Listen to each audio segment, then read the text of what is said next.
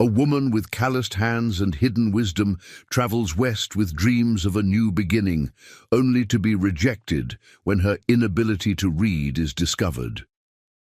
As she struggles to find her place in a town that values what she lacks, a quiet schoolmaster sees beyond her illiteracy to the intelligence trapped within. This is a story about finding value in unexpected places, and how patience and compassion can unlock potential others never bothered to see. Before we jump back in, tell us where you're tuning in from, and if this story touches you, make sure you're subscribed, because tomorrow I've saved something extra special for you. The Appalachian Mountains had never seemed more beautiful than on the day Sarah Mitchell decided to leave them forever. At 28, she stood on the worn porch of the only home she'd ever known. A tiny cabin tucked against the hillside in the remote hollows of eastern Kentucky. The early spring sunshine filtered through budding trees, casting dappled shadows across the weathered planks beneath her feet. Sarah smoothed her faded calico dress with hands rough from years of work. Since her parents' passing 5 winters ago, she'd managed alone, tending the small garden, preserving what food she could, and trading her intricate hand-woven baskets and quilts with neighbors for necessities she couldn't produce herself. Her quilts were sought after throughout the county, their complex patterns and precise stitching speaking of a mathematical mind and artistic spirit that had never been given proper nurturing. Inside the cabin, propped against her mother's old Bible, was the letter that had changed everything. Sarah couldn't read a word of it herself, but Pastor Williams from the Valley Church had read it to her 3 times. The contents were burned into her memory, seeking a bride of good character and a strong constitution for life in Wyoming territory. Must be willing to work hard and help establish a prosperous homestead. Aged 20 to 30 preferred. Respectable living and kind treatment guaranteed. Reply with description and references to Marcus Tillman, Pine Creek, Wyoming territory. The advertisement had appeared in a newspaper left behind by travelers passing through. When Sarah had asked Pastor Williams to read it aloud, something inside her had kindled, a longing for more than the lonely existence she faced as an unmarried woman with no family left. "You ought to think carefully on this, Sarah, Pastor Williams had warned when she'd asked him to write a reply for her. This man is a stranger. Wyoming is a wild place, nothing like these mountains.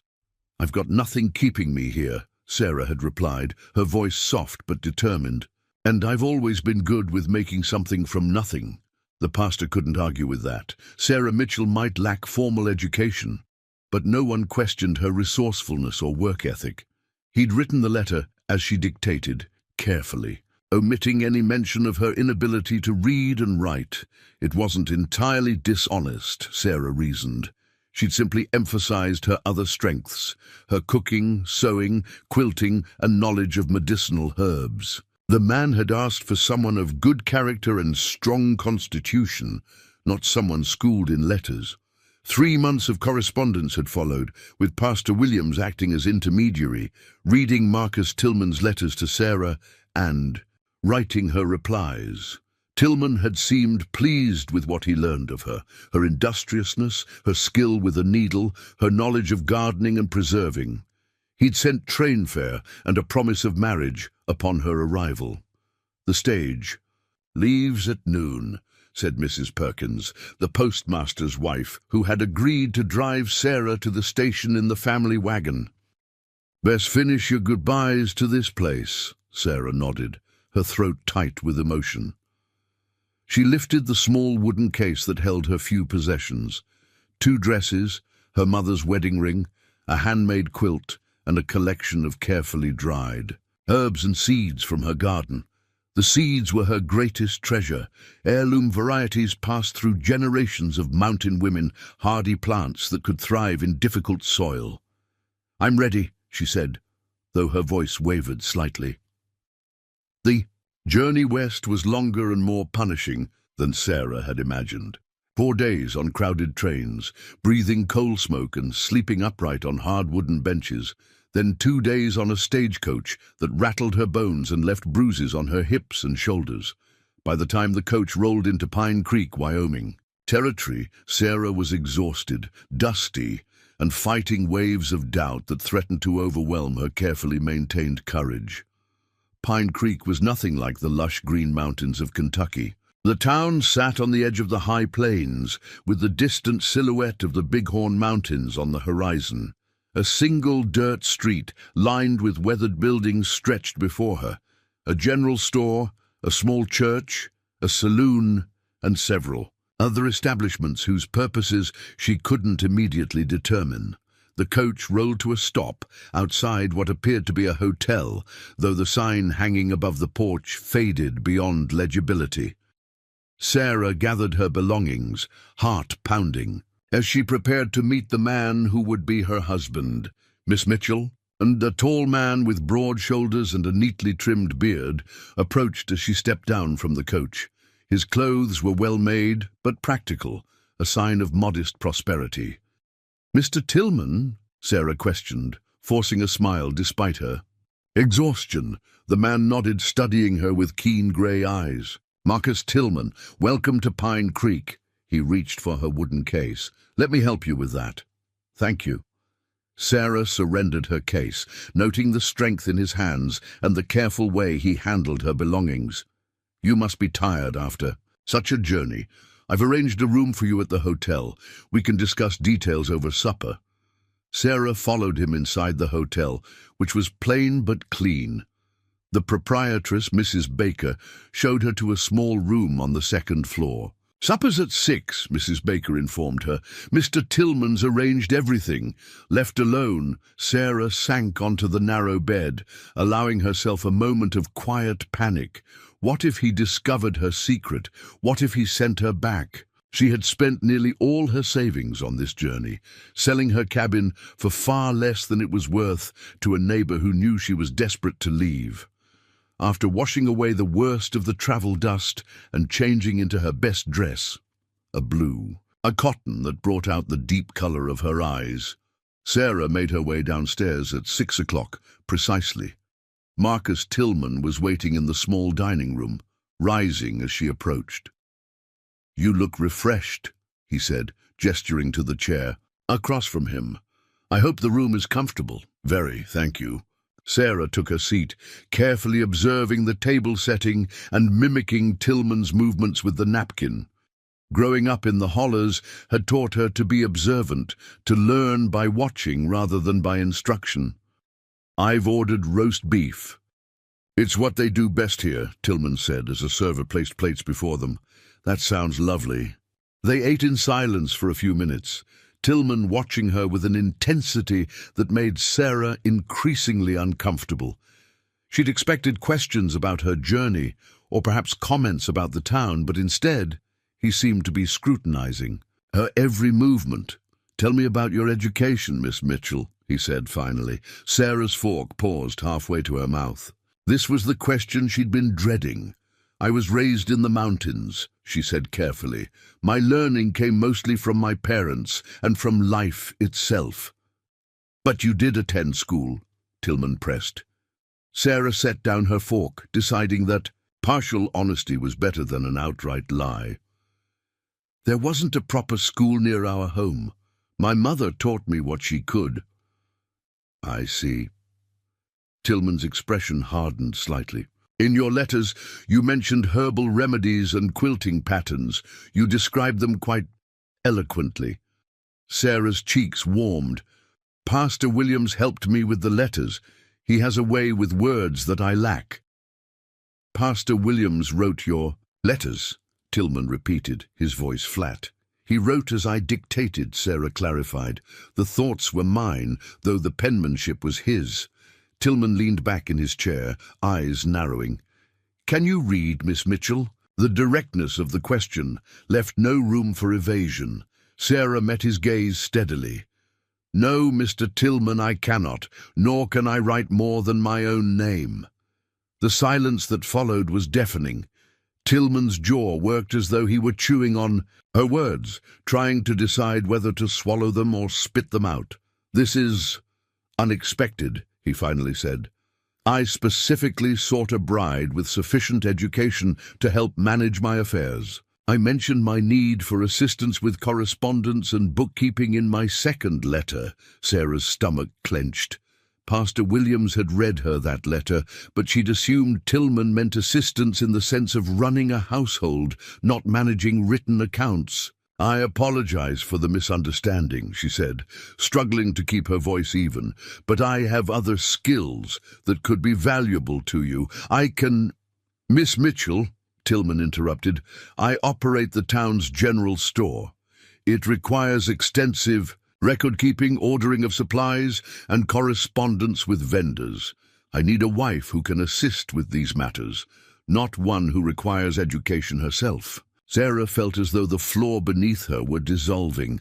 I learn quickly, she offered, hearing the desperation in her own voice. Learning to read and write properly takes years, not months, Tillman replied, his tone softening slightly but remaining firm. I'm not without sympathy for your situation, but this arrangement clearly won't work. What am I to do? Sarah asked, abandoning pride in the face of a practical crisis. I've come all this way. I've spent nearly everything I had. Tillman had the grace to look uncomfortable. I'll cover your room and board for 2 weeks, he said, after a moment's consideration. That should give you time to make other arrangements. Other arrangements, Sarah repeated numbly. What other arrangements could she possibly make in a strange town with no funds and no connections? Perhaps there are positions available that don't require reading, Tillman suggested, though his tone held little conviction. The hotel might need help with laundry or cooking. Sarah nodded mechanically, too stunned to argue or plead further. The remainder of the meal passed in awkward silence, both of them picking at food that had lost its appeal. When Tillman finally escorted her back to the hotel lobby, his goodbye was brief and formal. I wish you well, Miss Mitchell, he said, tipping his hat. I'll speak to Mrs. Baker about your extended stay. Alone in her room, Sarah finally allowed the tears she'd been holding back to fall. She'd risked everything on this journey, and in a single conversation, her hopes for a new life had crumbled. The small wooden case that held her possessions seemed to mock her, so little to show for 28 years of life. After her tears subsided, Sarah moved to the window, looking out at the unfamiliar landscape bathed in twilight. Pine Creek was settling into evening routines, lamps being lit in windows, a few men gathering outside the saloon, a woman hurrying along the boardwalk with a basket on her arm. Among the moving figures, one caught her attention, a tall, lean man walking with a slight limp, carrying what appeared to be a stack of books. He moved with purpose toward a small building at the end of the street that Sarah hadn't noticed earlier. As he reached the door, he paused, looking up at the sky as though checking the weather. And in that moment, the last rays of sunlight illuminated his face, younger than she'd expected, with thoughtful features and what seemed to be prematurely silver hair at his temples. Something about his solitary figure carrying books through the twilight stirred Sarah's curiosity, momentarily distracting her from her own predicament. Who was he? What was that building? Questions she couldn't ask, in a town where she now had no place. As darkness fell completely, Sarah turned from the window and prepared for bed, her mind churning with worry. Tomorrow she would need to begin looking for work. Any work that would accept a woman who couldn't read the simplest notice or sign. The prospect seemed bleak, but Sarah Mitchell had survived hardship before. The mountains had taught her persistence, if nothing else. What she didn't know, as she finally drifted into troubled sleep, was that the man with the books would soon become central to her fate in Pine Creek, and that her greatest limitation would lead her to her greatest opportunity, though not in any way she could possibly imagine. Morning arrived with harsh sunlight streaming through the thin curtains. Sarah rose, washed at the small basin, and dressed in her everyday dress, a sturdy brown cotton that had seen better days but still spoke of careful mending. She braided her chestnut hair tightly and pinned it at the nape of her neck, preparing to face a day of uncertainty. In the hotel dining room, Mrs. Baker approached as Sarah sat down for breakfast, a sympathetic expression on her round face. Preparing and narrating this story took us a lot of time, so if you are enjoying it, subscribe to our channel. It means a lot to us. Now back to the story. "Mr. Tillman explained your situation, dear," the older woman said, placing a plate of eggs and biscuits before her. "Don't you worry too much. Pine Creek has a way of making room for those who are willing to work hard." "Thank you," Sarah said, touched by the woman's kindness. "Do you know of any work that might be available?" Mrs. Baker pursed her lips thoughtfully. "The laundry always needs help, though it's back-breaking work. Or there's the Carter place. They've got 5 young ones and Mrs. Carter's expecting."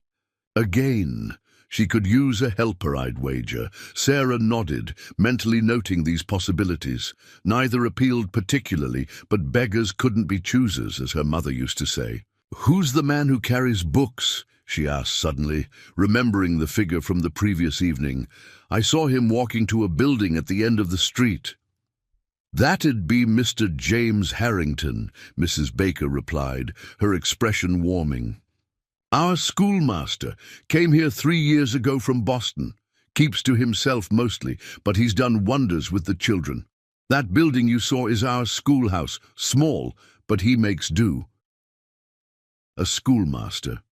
Sarah felt a pang of envy for the children who had what she'd been denied, the chance to learn letters and numbers properly, to unlock the mystery of books. After breakfast, Sarah set out to explore the town, hoping to find work before her 2 weeks of charity lodging expired. Pine Creek in daylight was busier than she'd expected. Wagons passing through, people moving between businesses, children darting about on unknown errands. She kept her eyes open for any sign of help needed, though she realized with frustration that such notices would likely be written ones that she couldn't decipher. The laundry, when she found it, was a steaming, noisy place that made her lungs ache just standing in the doorway. The overseer, a harried woman with red arms and a permanent scowl, told her bluntly that they'd just hired 2 girls the previous week. At the general store, Tillman's establishment, she realized with dismay, she kept her head down and her back to the counter where he might be working. Instead, she focused on the shelves, noting the variety of goods available. It was larger and better stocked than she'd expected for such a small town. "Can I help you find something, miss?" Sarah turned, relieved to see a young woman behind the counter rather than Marcus Tillman. "I'm just looking," Sarah replied, then, gathering her courage, added, "Actually, I'm new in town and looking for work. Do you know of anyone hiring?" The young woman, hardly more than 16, Sarah guessed, studied her thoughtfully. "What kind of work can you do?" "I'm good with sewing and quilting," Sarah offered. "I know herbal remedies, gardening and preserving food. I can cook and clean, tend children or animals." The girl's eyes lit up at the mention of quilting. "You're a quilter? My man loves quilts. She's been trying to find someone who can teach her proper patterns." She leaned forward, lowering her voice. "Are you the mail-order bride Mr. Tillman sent for? People are talking." Sarah's cheeks warmed. News traveled fast in small towns, no matter where you were. "I was," she admitted. "But there was a misunderstanding." The girl nodded sympathetically. "I'm Bessie Turner. My pa runs the livery stable. If you're good with quilting, you should talk to Mrs. Harrison at the dry goods shop. She's always looking for handmade items to sell." "Thank you, Bessie," Sarah said, grateful for the lead. "Where would I find Mrs. Harrison?" 2 doors down, the shop with the blue door. Sarah thanked her again and headed for the dry goods shop, hoping cautiously to rekindle. Perhaps her skills could provide her a living after all, even in this unfamiliar place. The shop with the blue door was a neat establishment filled with fabrics, notions, and various household goods. A bell tinkled as Sarah entered, and a woman looked up from where she was measuring fabric for a customer. "Be with you in a moment," she called. Sarah nodded and waited, taking in the colorful bolts of fabric and imagining what she might create. With them, if only she had the means to purchase materials. "Now then," the woman said, approaching after finishing with her customer. "What can I help you with today?" "Are you Mrs. Harrison?" Sarah asked. "I am." "And you are?" "Sarah Mitchell. I'm new to Pine Creek. Bessie Turner at the general store suggested I speak with you about possibly selling some of my quilts or taking in sewing work." Mrs. Harrison's eyes sharpened with interest. "You're a quilter, are you? Do you have samples of your work?" Sarah's heart sank. "Not with me. I have one quilt, but it's at the hotel. I had to leave most of my things behind when I traveled here." "And why did you come to Pine Creek, if I might ask?" Mrs. Harrison's tone was polite but probing. Sarah hesitated, then decided honesty was her best approach. "I came as a mail order. Ride for Mr. Tillman, but the arrangement didn't work out." Understanding dawned in Mrs. Harrison's eyes. "Ah, I see." She studied Sarah for a moment longer, then nodded decisively. "Bring your quilt by tomorrow. If your work is as good as you claim, we might be able to arrange something." As Sarah turned to leave, the shop door opened, and the man with the books, Mr. Harrington, the schoolmaster, entered. Up close, she could see that he was younger than she'd first thought, perhaps in his early 30s, with kind eyes behind wire-rimmed spectacles. His limp was more pronounced as he navigated around a display of ribbons. "Good morning, Mrs. Harrison," he greeted, then noticed Sarah. "Pardon me," he said, stepping aside to let her pass. Their eyes met briefly, and Sarah felt a strange flutter of recognition, though she was certain they'd never met. Perhaps it was simply that they were both outsiders in this town, he with his Boston background and educated manner, she with her mountain ways and hidden limitations. As she slipped past him toward the door, Sarah couldn't help but wonder what it would be like to understand the world of books and letters that was so natural to him, a world that remained frustratingly closed to her despite her hunger to learn. What she didn't realize, as the bell tinkled behind her, was that James Harrington was wondering something too. Who was this woman, with the intelligent eyes and the air of quiet dignity, and what had brought her to Pine Creek, Wyoming? The next morning, Sarah returned to Mrs. Harrison's shop with her quilt folded carefully in her arms. It was her finest work, a star pattern in blues and creams that she'd completed during the long winter months before deciding to leave Kentucky. She'd intended it as a wedding gift for herself and Marcus Tillman, a piece of her mountain home to bring comfort in her new life. Now it represented her only hope for independence. Mrs. Harrison's eyes widened as Sarah unfolded the quilt across the cutting table. Her fingers traced the intricate stitching, examining the perfect points where the star patterns met. "This is exceptional work," she admitted, unable to hide her surprise. "The stitches are so even, so small, and this pattern, I've never seen anything quite like it. It's an old mountain pattern," Sarah explained. "My grandmother called it Reaching Star. She said it represented how we should always reach beyond what we know." Mrs. Harrison nodded thoughtfully. "I could sell this easily. The question is, what would be fair payment?" They negotiated a price. That seemed generous to Sarah, though she suspected it was still below the quilt's true value. But money in hand was better than potential worth, especially in her precarious situation. "I'd be interested in more pieces like this," Mrs. Harrison added as she counted out the payment. "Perhaps we could arrange for you to create quilts specifically for the shop. I can supply the materials." Hope bloomed in Sarah's chest. "I would be grateful for such an arrangement. There's a small room behind the shop," Mrs. Harrison said, lowering her voice slightly. "My late husband used it as an office. It's not much, but it has a cot and a washstand. If you're interested in a more permanent arrangement, you could live there and work for me. Room and board, plus a small wage for each piece you complete. The offer was unexpected and almost too good to be true. Sarah studied Mrs. Harrison's face, looking for signs of deception or hidden conditions. "Why would you do this for a stranger?" she asked finally. Mrs. Harrison's expression softened. 20 years ago, I arrived in this territory as a young widow with 2 small children and little more than the clothes on our backs. Someone showed me kindness when I needed it most."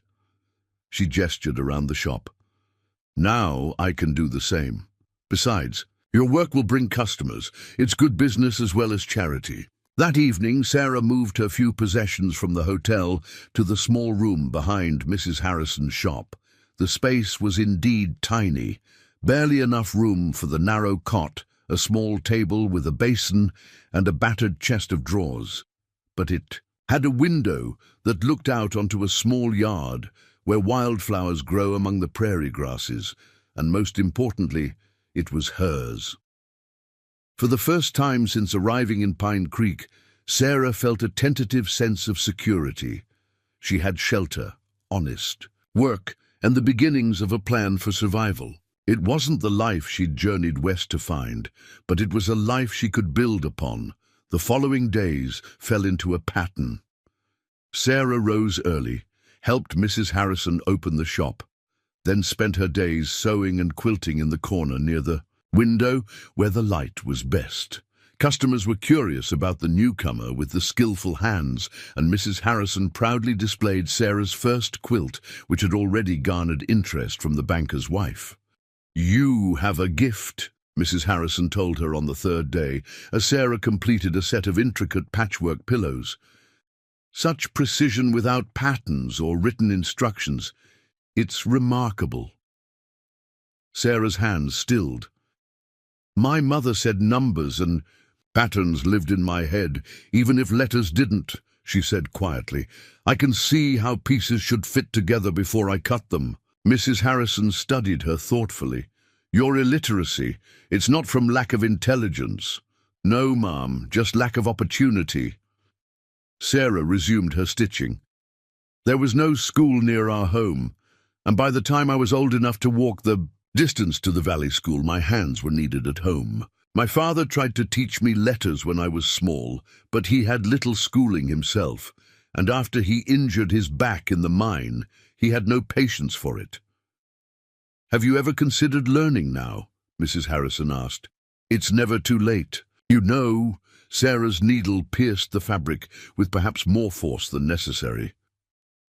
"Mr. Tillman made it clear that adults don't learn such things quickly. And who would teach me?" Before Mrs. Harrison could respond, the shop bell chimed, and several customers entered, ending their conversation.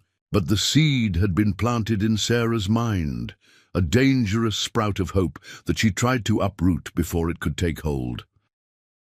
That afternoon, as Sarah was sweeping the shop's porch, she noticed a small procession of children making their way down the street toward the schoolhouse.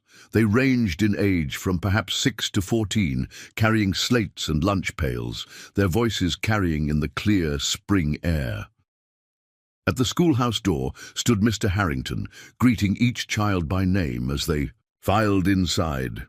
Sarah found herself watching longer than she intended, the broom motionless in her hands. What would it be like to walk through that door, to sit among the students, to learn what they were learning? The thought was both tantalizing and terrifying. Thinking of enrolling, the amused voice startled her.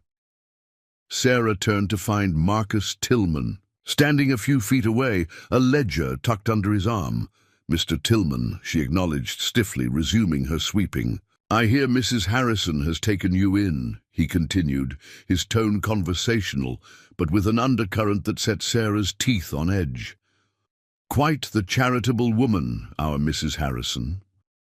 "I work for my keep," Sarah replied, keeping her eyes on the broom, "and my quilts bring good business to her shop." "Yes, I've heard about your quilts. Quite impressive for a woman who can't read a simple pattern." There was a dismissive quality to his praise that stung more than outright criticism would have. Sarah stopped sweeping and met his eyes directly. I don't need written patterns, Mr. Tillman. I will make my own. Something flickered across his face. Surprise, perhaps, or reassessment. Well, he said finally, it seems you've found your place after all, though it's hardly what you journeyed west expecting, is it? Before Sarah could respond, Mrs. Harrison appeared in the doorway. Sarah, could you help me with this bolt of fabric? Her gaze moved to Tillman, cooling noticeably. Good afternoon, Mr. Tillman. Mrs. Harrison. He tipped his hat and continued down the street toward his store. That man, Mrs. Harrison muttered as they went inside, has all the warmth of a January blizzard. I hope he wasn't bothering you. No, Sarah said, though the encounter had left her feeling unsettled. He was just reminding me of my limitations. That evening, after closing the shop, Sarah found herself drawn toward the schoolhouse. The children were long gone, but a lamp still burned inside, visible through the single window facing the street. Without fully intending to, she found herself approaching, curious about what a schoolmaster did when school was not in session. Through the window, she could see James Harrington seated at a desk, bent over papers, a pen moving steadily across. The page. Books were stacked around him, and more lined the shelves behind. It was a scene of such peaceful intellectual activity that Sarah felt a pang of something like homesickness, though not for any home she'd ever known. As if sensing her presence, Harrington looked up suddenly, his gaze meeting hers through the window. Sarah stepped back, mortified at being caught spying, but instead of looking annoyed, the schoolmaster simply nodded in acknowledgement, then returned to his work. Sarah hurried back to Mrs. Harrison's shop, her cheeks burning with embarrassment. She would need to be more careful. Pine Creek already had enough gossip about Tillman's rejected bride without adding prowler at the schoolhouse to her reputation. 2 days later, Sarah was arranging a display of handkerchiefs she'd embroidered. When the shop bell chimed, she looked up to see James Harrington entering, removing his hat as he crossed the threshold. "Good morning," he greeted both women politely. "Mrs. Harrison, I've come about the material for our geography project." "Of course, Mr. Harrington. I set it aside for you." Mrs. Harrison disappeared into the back room, leaving Sarah and the schoolmaster in awkward silence. "You're new to Pine Creek," he said after a moment, his voice pleasant but neutral. "Miss Mitchell? Sarah Mitchell. James Harrington." He extended his hand, and Sarah hesitated only briefly before shaking it. His grip was firm but gentle, his hand smooth compared to her calloused fingers. "Have you settled in well?" Sarah nodded, wondering if he'd heard the gossip about her failed arrangement with Tillman. "Mrs. Harrison has been very kind. She's one of Pine Creek's finest citizens," he agreed. "I understand you're a quilter of considerable talent." Before Sarah could respond, Mrs. Harrison returned with a large piece of muslin. "Here we are, Mr. Harrington. Enough for your map project, I believe." "Perfect, thank you." He paid for the fabric, then turned back to Sarah. "Miss Mitchell, perhaps you'd consider visiting our school sometime. The older girls are learning basic sewing techniques, and someone with your expertise could be quite inspirational." The invitation caught her completely off guard. I'm not sure I would be," she stammered. "Just a thought," he said easily, seeming to sense her discomfort. "Good day, ladies." After he left, Mrs. Harrison raised an eyebrow at Sarah. "Well, that's interesting. What do you mean? James Harrington doesn't issue casual invitations. He's particular about who influences his students." Mrs. Harrison folded a length of ribbon with precision. "He must have heard about your quilting skills. Or he's just being polite to the town's newest object of pity," Sarah said, unable to keep the bitterness from her voice. Mrs. Harrison shook her head. "That man doesn't have a patronizing bone in his body. If he invited you to the school, it's because he genuinely thinks you have something valuable to offer." Sarah returned to her sewing, But the interaction left her unsettled. How could she possibly enter a schoolhouse, a temple of the very learning she lacked? And yet, the thought of sharing her skills with young girls was appealing. Perhaps there was a way to contribute without revealing her own deficiency. The opportunity came sooner than expected. The following afternoon, a breathless young girl burst into the shop just as Sarah was helping a customer select fabric for a dress. "Mrs. Harrison, Miss Mitchell, Mr. Harrington sent it to me. There's been an accident at the school." Both women dropped what they were doing. "What happened, Lily?" Mrs. Harrison asked. "Mary Jenkins fell from the climbing tree during recess. Her arms broke badly, bone sticking out and everything. Mr. Harrington says to fetch Miss Mitchell if she's here on account of her knowing herbs and such for pain." Sarah was already reaching for her small pouch of medicinal herbs that she kept with her sewing supplies. "Did he send it to the doctor?" "Doc Wilson's gone to the Taylor Ranch for a birthing," Lily explained. "Won't be back till tomorrow." "Go!" Mrs. Harrison urged Sarah. "I'll mind the shop." Sarah hurried after Lily, her mind racing. Setting bones was something she'd done before. Her neighbor's son after a fall from an apple tree, her cousin after a wagon accident. But never with an audience of schoolchildren, and certainly not under the scrutiny of an educated man like James Harrington. The schoolhouse was in chaos when they arrived. Children crowded around a bench where a small figure lay whimpering, her face paper white with shock and pain. James Harrington knelt beside her, speaking in low, reassuring tones while keeping the other children at bay. He looked up as Sarah entered, relief washing over his features. "Miss Mitchell, thank you for coming. Mary had a bad fall." Sarah nodded, moving quickly to the girl's side. The injury was indeed serious, a compound fracture of the forearm with the bone protruding through the skin. Blood soaked the makeshift bandage Harrington had applied. "I'll need hot water, clean clothes, and 2 straight sticks for splinting," Sarah said, slipping into the calm efficiency that emergencies always brought out in her. "And the children should go outside." Harrington immediately began organizing her requests. "Thomas, run to the well. Emily, fetch the firewood kindling, the straight pieces. James Jr., take the younger children outside and keep them occupied." As the children scrambled to follow his instructions, Sarah knelt beside Mary, whose eyes were wide with terror. "I'm going to help you, Mary," she said softly. "It's going to hurt, but then it will feel better. Can you be brave for me?" The little girl nodded, tears streaming down her face. "Am I going to lose my arm like old Jake lost his leg in the mine?" "No," Sarah said firmly. "Your arm will heal. You're young and strong." While waiting for the hot water, Sarah prepared a willow bark infusion for pain from her herb pouch, mixing it with a small amount of honey she'd brought along. "Drink this," she instructed Mary. "It will help with the pain." Harrington watched with interest as she worked. "You seem experienced with injuries." "Mountain life has its hazards," Sarah replied simply, "and no doctors within a day's ride." When the hot water arrived, Sarah cleaned the wound carefully, then looked up at Harrington. "I need to set the bone.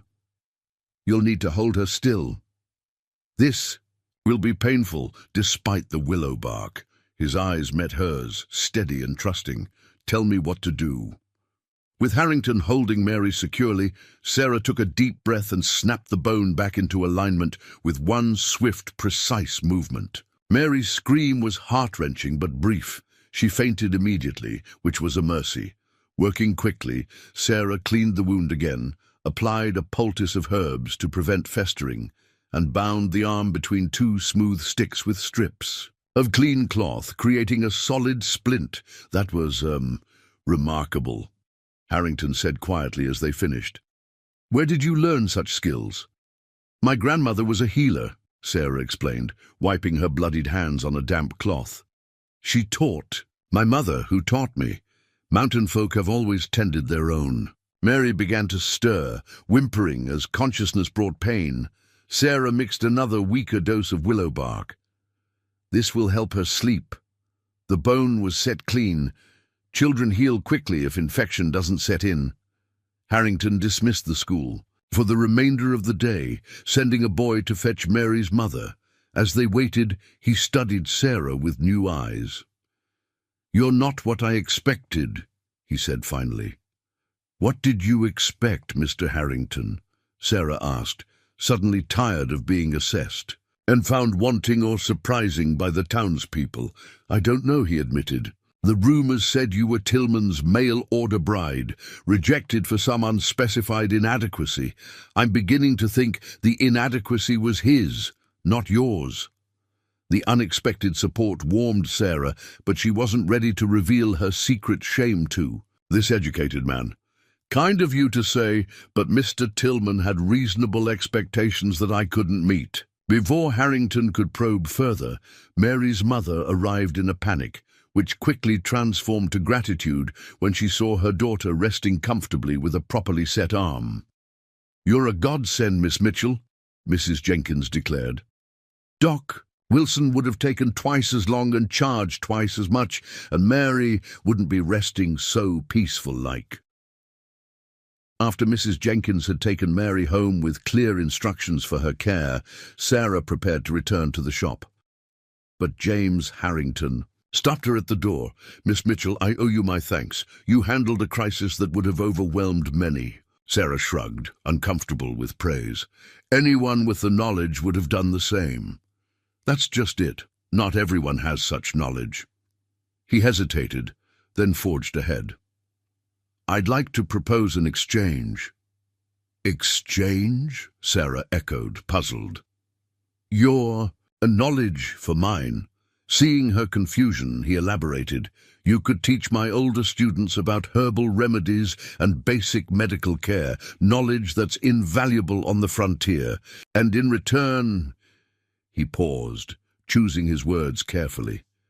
"In return, I could teach you whatever you wished to learn." The offer hung in the air between them, its implications clear. Somehow James Harrington had discerned her secret, or at least suspected it, and was offering her a chance to overcome it without public humiliation. "Why would you do that?" Sarah asked, her voice barely above a whisper. His expression was earnest, without a trace of condescension. "Because education isn't just for children, Miss Mitchell. And because a mind that can calculate complex quilt patterns without written instructions and set a broken bone with such precision shouldn't be limited by circumstances of birth or opportunity." Sarah stood frozen, hope and fear warring within her. To learn to read, to unlock the world of books and knowledge that had always been closed to her. It was everything she'd secretly longed for. But to admit her deficiency to this learned man, to make herself vulnerable to potential ridicule or disappointment— "I need to think about it," she said finally. Harrington nodded, respecting her reticence. "Of course. The offer stands whenever you're ready." He reached into his pocket and withdrew a small book, holding it out to her. "In the meantime, perhaps you'd like to look at this. It's a guide to medicinal plants of the Western Territories. The illustrations are quite detailed." Sarah accepted the book hesitantly, her fingers tracing the embossed title she couldn't read. "Thank you." As she walked back to Mrs. Harrison's shop, the small book felt heavy in her pocket, a weight of possibility, a burden of decision. James Harrington had offered her a key to a locked door. The question was whether she had the courage to use it. What Sarah couldn't know was that James Harrington watched her departure with his own tumultuous thoughts. The woman who had just saved one of his students from potential crippling had depths he hadn't anticipated. She moved through the world with quiet competence, despite what he now suspected was a significant limitation. There was something about her that called to him, a kindred spirit perhaps, someone who valued knowledge and healing as he did, though their paths to such values had been vastly different. Later that evening, as Harrington sat at his desk in the small cabin he called home, he found himself composing a letter, not to Sarah Mitchell, who wouldn't be able to read it, but to himself, articulating thoughts he barely understood. Words about courage and resilience, about the arbitrary nature of education, and about the particular quality of light in a woman's eyes when she performed work she knew to be valuable. He folded the letter and placed it in his desk drawer, uncertain. Why he'd written it or what he intended to do with it. All he knew was that something had shifted in Pine Creek with the arrival of Sarah Mitchell, and he found himself, for the first time in years, genuinely curious about what tomorrow might bring. For 3 days, Sarah carried the small book of medicinal plants in her pocket, its presence a constant reminder of James Harrington's offer. During quiet moments at the shop, she would remove it and study the illustrations, recognizing many of the plants she'd used all her life, though she couldn't decipher their printed names. "You're wearing a path in the floorboards with your pacing," Mrs. Harrison commented on the 4th evening, as Sarah moved restlessly around her small room. "Is something troubling you?" Sarah hesitated, then produced the book. "Mr. Harrington gave me this, and he offered to teach me to read." Mrs. Harrison's eyebrows rose. "Well now, that's generous of him. He wants me to teach his students about herbal medicine in exchange," Sarah explained, "but I'm not sure I should accept." "Why ever not?" Mrs. Harrison looked genuinely puzzled. "It seems like a fair arrangement." Sarah stared down at the book in her hands. "What if I can't learn? What if I'm too old or too slow? Mr. Harrington will have wasted his time, and I'll have proven Mr. Tillman right." Mrs. Harrison settled into the room's single chair, regarding Sarah thoughtfully. "When I first opened this shop after my husband died, I knew nothing about running a business. The numbers confused me, the ordering was complicated, and I was certain I would fail." She smoothed her apron. "But I learned, one day at a time, because I had to. Not because it was easy, but because the alternative was worse." "This is different," Sarah protested. "Learning to read as an adult is difficult, yes, but not impossible." Mrs. Harrison's voice was firm. "And James Harrington is possibly the most patient teacher in the Wyoming Territory. If anyone can help you, it's him." Sarah ran her fingers over the book's leather cover. "I'm afraid," she admitted softly. "Of course you are. Learning anything new is frightening. But ask yourself this, which will you regret more? Trying and possibly failing, or never trying at all?" The question lingered in Sarah's mind as she fell into restless sleep that night. By morning, she had made her decision. The schoolhouse was quiet when Sarah approached it after the shop closed the following day. School had ended hours earlier, but as she'd hoped, a lamp still burned inside. She hesitated at the door, nearly losing her nerve, before finally knocking. James Harrington opened it moments later, surprise registering on his face before he composed himself. "Miss Mitchell, good evening."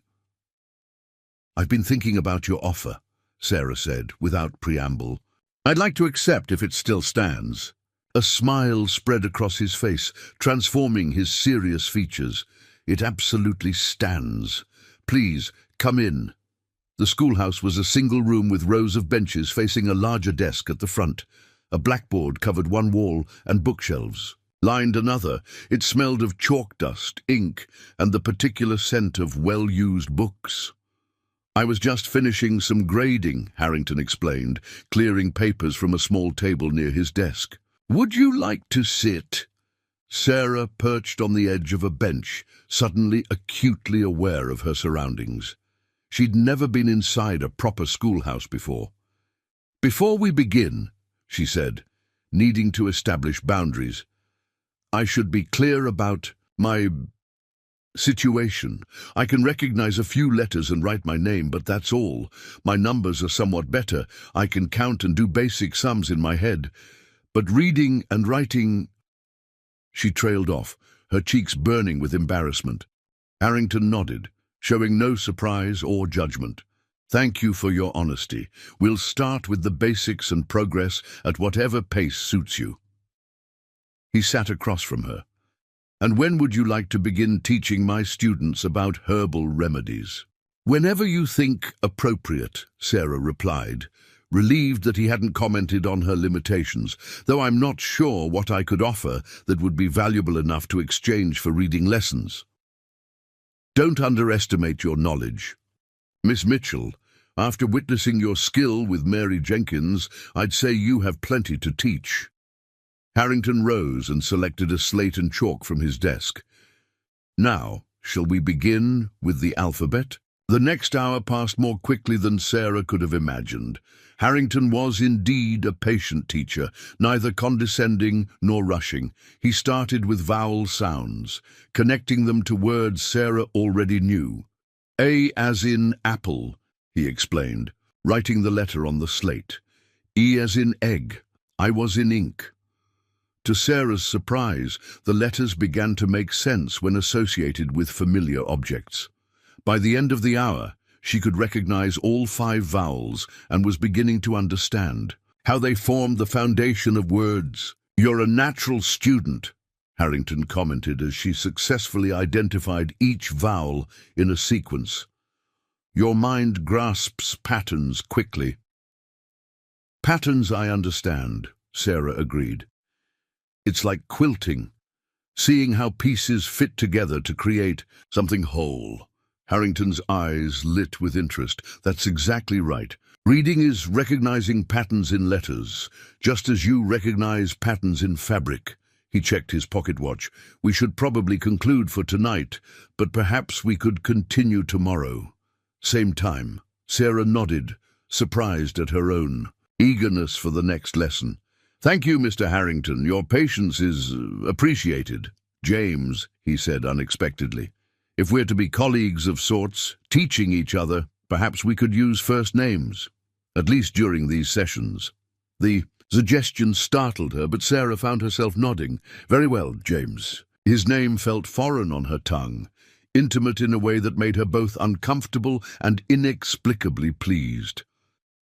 As they arranged to meet the following evening, neither noticed Marcus Tillman watching from across the street, his expression darkening as he observed their friendly parting. Over the next 2 weeks, a new routine emerged. Sarah worked at the dry goods shop during the day, creating quilts and garments that increasingly attracted customers from neighboring settlements. In the evenings, 3 times a week, she met James at the schoolhouse for reading lessons. His teaching methods were innovative and tailored to her specific needs.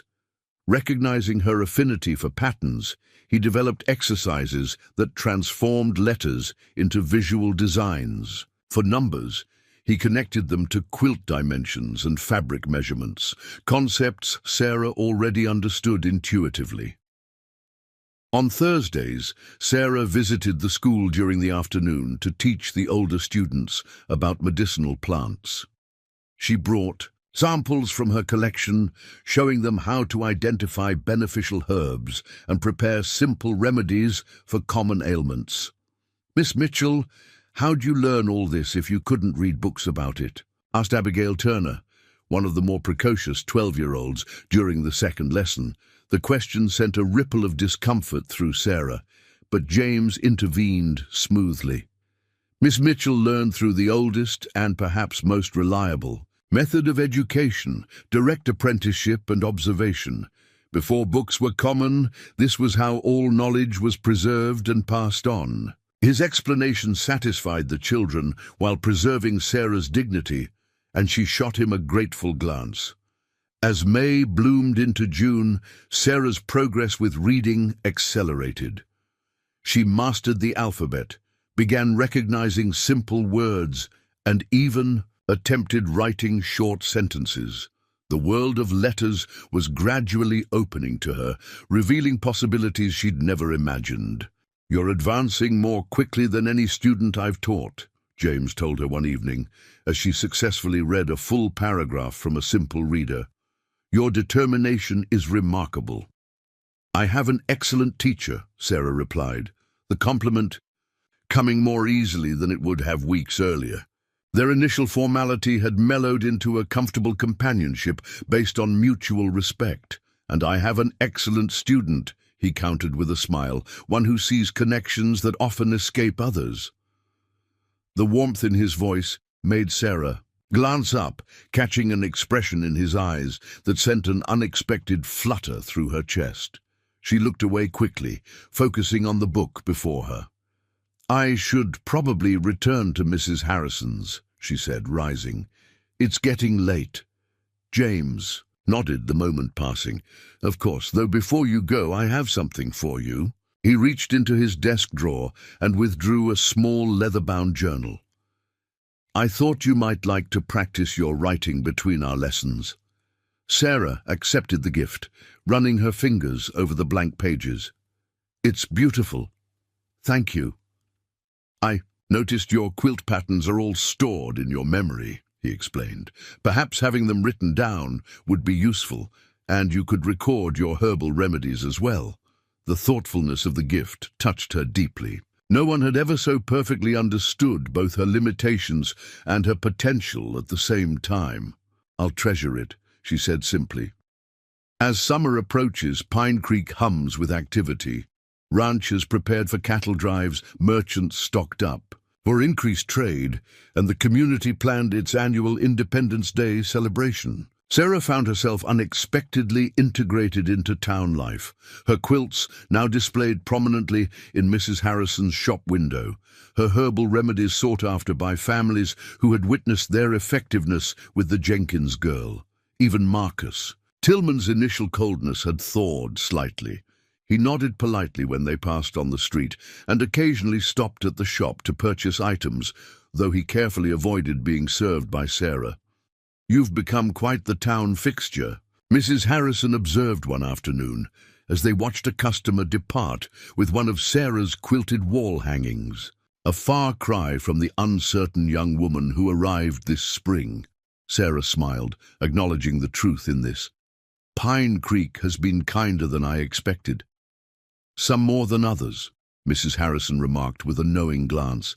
"James Harrington seems particularly attentive to your comfort."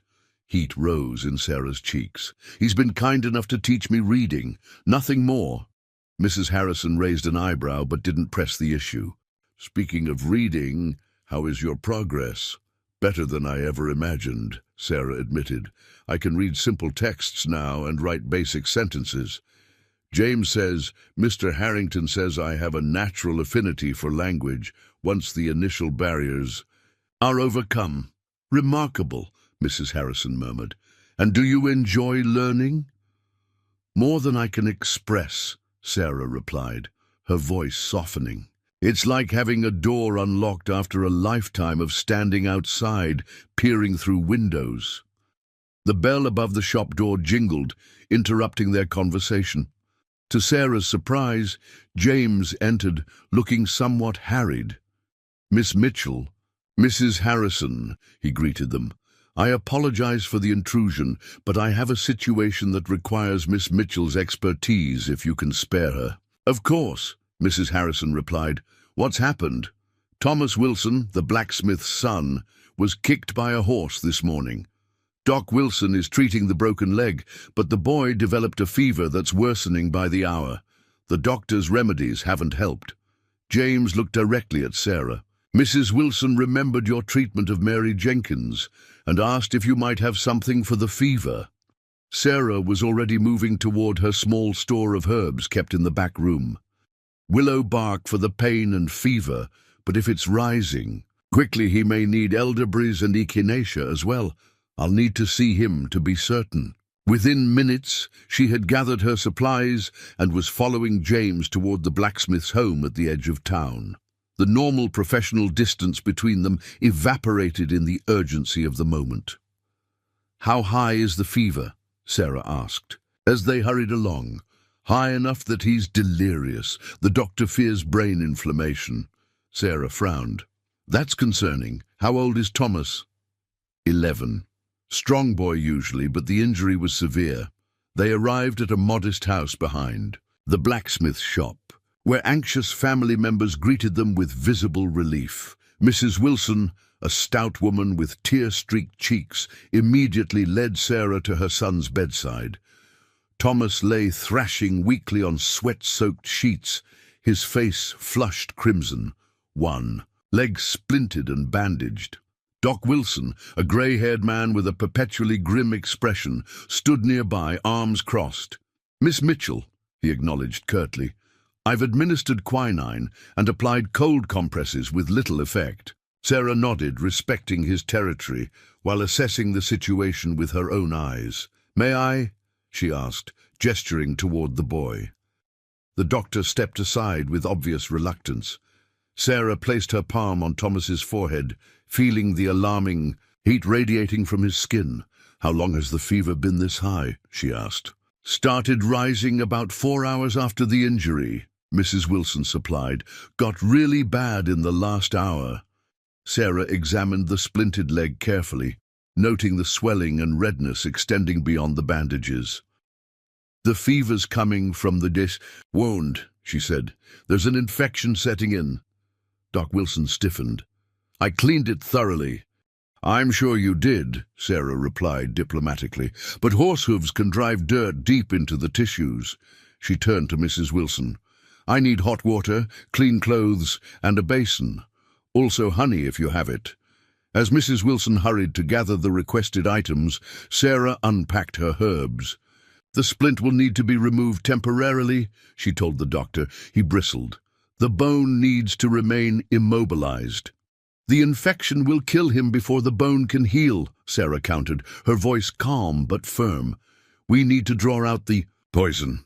James, who had been observing quietly from the doorway, spoke up. "Doc, I've seen Miss Mitchell's methods work with similar inflammations. Perhaps we could try her approach?" The doctor's resistance wavered in the face of the boy's obvious deterioration and the parents' pleading eyes. "Very well, but I'll assist with removing and replacing the splint."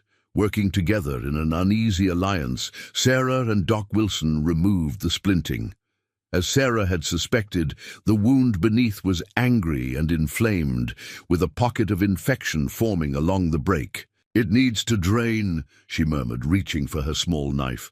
The doctor looked alarmed. "You're going to launch it?" "The pressure needs to be released," Sarah explained. "I'll make a small incision, drain the wound, then apply a poultice to draw out remaining infection and reduce the inflammation." After a moment's hesitation, Doc Wilson nodded. "Proceed." With steady hands, Sarah made a precise cut where the infection was most concentrated. Purulent fluid drained immediately, bringing visible relief to the swelling. She cleaned the area thoroughly, then prepared a poultice of echinacea, honey and other herbs whose properties combated infection and reduced inflammation. "This should stay in place for at least 4 hours, she instructed as she applied the mixture to the wound. "Then it should be replaced with a fresh one. I'll leave enough herbs for 3 applications." While Sarah worked, James had prepared a willow bark and elderberry tea. "For the fever and to strengthen his blood against the infection," he explained, surprising Sarah with his knowledge. "You've been paying attention during my lessons," she observed with a small smile. "I always pay attention to valuable knowledge," he replied, their eyes meeting briefly in shared understanding.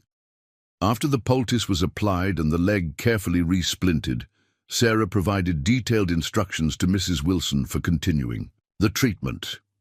"The fever should begin to subside within a few hours. If it doesn't, or if it worsens, send it to me immediately." Doc Wilson had observed her methods with increasing interest. As they prepared to leave, he approached Sarah. "Where did you learn these techniques? They're unorthodox, but effective." "From my grandmother, who learned from her mother before her," Sarah replied. "Mountain medicine relies on what's available when doctors aren't." The doctor nodded thoughtfully. "I'd be interested in learning more about these herbal applications, Miss Mitchell. Perhaps we could discuss them sometime." His professional acknowledgement meant more to Sarah than he could know. "I'd be happy to share what I know, Doctor." They walked back toward town in the gathering dusk. James was unusually quiet. Finally, he spoke. "You were remarkable back there, Sarah. You stood your ground with a trained physician and quite possibly saved that boy's life." The praise warmed her, but she deflected it modestly. Doc Wilson had done everything his training taught him. Sometimes, different perspectives are needed, that's all. "That's precisely it," James said, stopping to face her. "Your different perspective is valuable, essential even to this community. Yet just months ago, you were ready to believe your illiteracy made you worthless." Sarah looked away, uncomfortable with both the criticism and the underlying praise. "I was wrong," she admitted softly. "As was Tillman," James added, his voice taking on an edge she rarely heard from him. "His rejection was the best thing that could have happened to you, and to Pine Creek." The mention of Tillman brought Sarah back to reality. "It's getting late. Mrs. Harrison will worry." James nodded, accepting the change of subject. "Of course, though—" He hesitated, then forged ahead. "I've been meaning to ask if you would consider attending the Independence Day celebration with me, as friends," he added quickly. "Many of my students will be performing readings and recitations. I thought you might enjoy seeing the practical application of what you've been learning." The invitation startled Sarah. Public events were one thing, but attending as someone's companion, even as friends, was another entirely. Yet she found herself nodding. "I'd like that. Thank you." The smile that lit his face reminded her of sunshine breaking through clouds. "Excellent. It's still 2 weeks away, so we have plenty of time to prepare." As they continued walking, Sarah was acutely aware of a shift in their relationship. The professional exchange of knowledge had developed into something warmer, something with currents of possibility running beneath the surface. What neither of them noticed was Marcus Tillman watching from the shadows of his store porch, his expression hardening as he observed their companionable return from the blacksmith's home. The rejected mail-order bride and the educated schoolmaster. It was an alliance that troubled him for reasons he couldn't fully articulate, even to himself. Later that night, Sarah sat in her small room, the oil lamp burning low as she opened the journal James had given her. With careful concentration, she wrote her first independent sentence. "Today, I helped save Thomas Wilson." The letters were uneven, childlike in their formation, but they were hers, words she had created, thoughts she had captured on paper. On the next page, she began recording her herbal remedies, starting with the fever poultice she'd used on Thomas. The process was painstaking and imperfect, but with each word she wrote, Sarah felt the power of preservation. Her knowledge would no longer die with her. It could be shared, passed on, multiplied. In his own small cabin on the outskirts of town, James Harrington sat at his desk, a blank sheet of paper before him. He dipped his pen and began writing, not lesson plans or school records, but a letter he had no intention of sending. "Dear Sarah, today I watched you fight for a child's life, with nothing but knowledge, herbs, and quiet determination. You stood before a trained physician and held your ground, not from arrogance, but from certainty in what you knew to be true. This is courage of a kind I've rarely witnessed. When you first entered my schoolhouse, I saw someone hungry for knowledge, but afraid to claim it. Now I see a woman growing into her power with each passing day. Your mind is a marvel, connecting patterns, solving problems, preserving wisdom that books often overlook. I find myself thinking of you at odd moments, wondering what you would make of a passage in a book I'm reading, or how you might solve a problem facing the school. These thoughts come unbidden but not unwelcome. I tell myself our connection is that of teacher and student, of colleagues with shared interests. But in moments of honesty, I must acknowledge it may be becoming something more." James stopped writing, considered the words on the page, then carefully folded the letter and placed it in a small wooden box with others he had written. Private thoughts never meant to be shared. Or at least, not yet. What neither Sarah nor James could know was that forces were already in motion that would test their growing bond, and that the Independence Day celebration would bring more than patriotic speeches and children's recitations. To Pine Creek. News of Thomas Wilson's recovery spread quickly through Pine Creek. The blacksmith's son, who many feared might lose his leg or even his life to infection, was up and moving with crutches just a week after Sarah's intervention. Doc Wilson, rather than resenting her contribution, had begun incorporating her herbal treatments into his own practice, even sending patients to her for certain ailments. "Mrs. Peterson's rheumatism is acting up something fierce," he told Sarah. "One afternoon, stopping by the dry goods shop, that willow and meadowsweet salve you made for Thomas's mother worked wonders for her joints. Think you could prepare something similar?" Sarah nodded, pleased by the doctor's professional recognition. "I'll have it ready by tomorrow morning. Should I bring it to your office or directly to Mrs. Peterson?" "My office, if you don't mind. And perhaps you could write down the recipe?" The doctor's eyes twinkled. "Harrington tells me your writing is coming along nicely." A blush warmed Sarah's cheeks.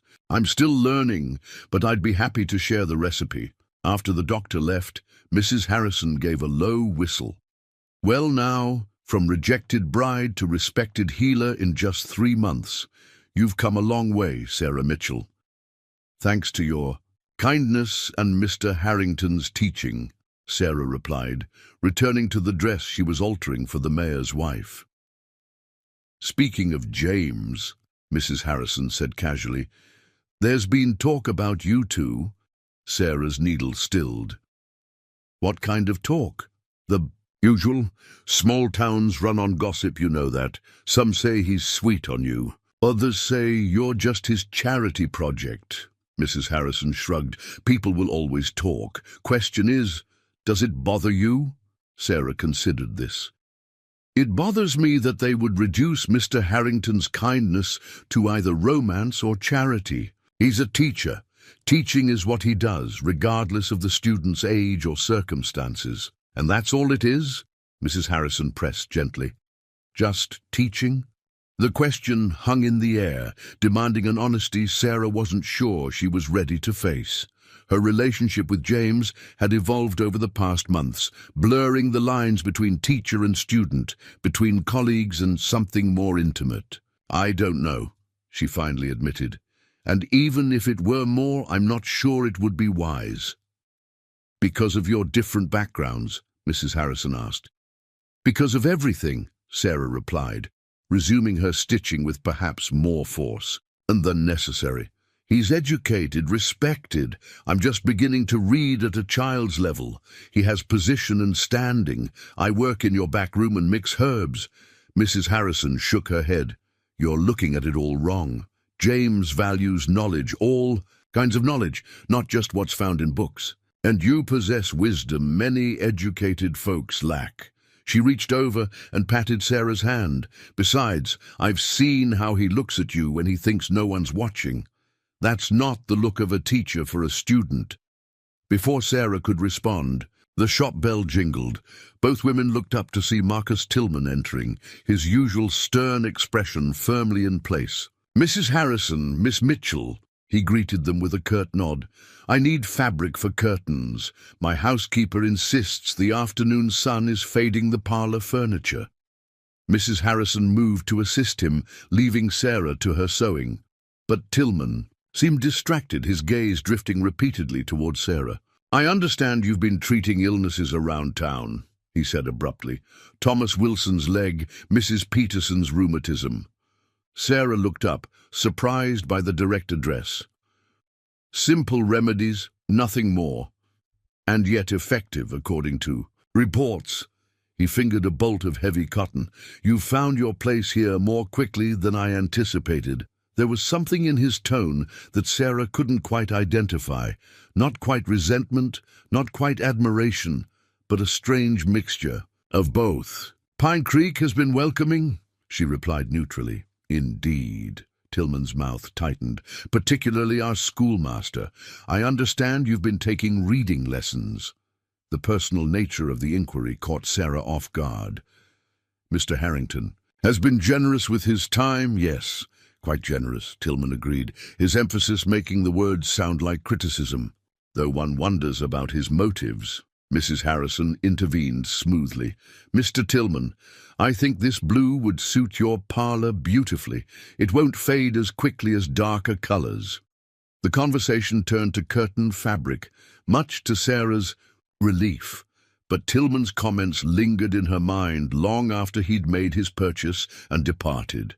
That evening, as Sarah prepared for her reading lesson with James, she found herself unusually preoccupied with her appearance. She changed from her work dress to a blue calico she'd recently completed, brushed her hair until it shone, and even pinched her cheeks for color. This is foolishness, she muttered to her reflection in the small mirror above her wash basin. It's just a reading lesson. But Mrs. Harrison's words echoed in her mind. I've seen how he looks at you when he thinks no one's watching. The schoolhouse was quiet when she arrived, the last red-gold rays of the summer sun slanting through its western windows. James was at his desk, but rose immediately when she entered. Sarah, he greeted her, and she couldn't help noticing how naturally her given name now sounded on his lips. You look lovely this evening. Thank you, she replied, suddenly shy. It's a new dress. I finished it yesterday. Your sewing skills rival your quilting, he observed, pulling out a chair for her at the small table they used for lessons. I've bought something special for tonight's lesson. From his desk, James retrieved a slim volume bound in worn leather. This was my first book of poetry, given to me by my mother when I was 12. I thought we might try reading a few simpler selections together. Poetry. Sarah's heart quickened with both anticipation and apprehension. She'd progressed to reading, simple texts and writing basic sentences, but poetry seemed a giant leap forward. Are you sure I'm ready for that? She asked doubtfully. Absolutely, James assured her. Poetry often uses straightforward language to express complex ideas, and these particular poems have strong rhythms that make them easier to read aloud. He opened the book to a marked page. Shall we try? The poem he'd selected was indeed simple in its language, a lyrical description of sunrise over mountains that reminded Sarah poignantly of her Kentucky home. With James's gentle guidance, she worked through it line by line, stumbling occasionally, but capturing the rhythm more easily than she'd expected. Trees against the morning sky, gold and crimson banners fly, she read, the imagery vivid in her mind.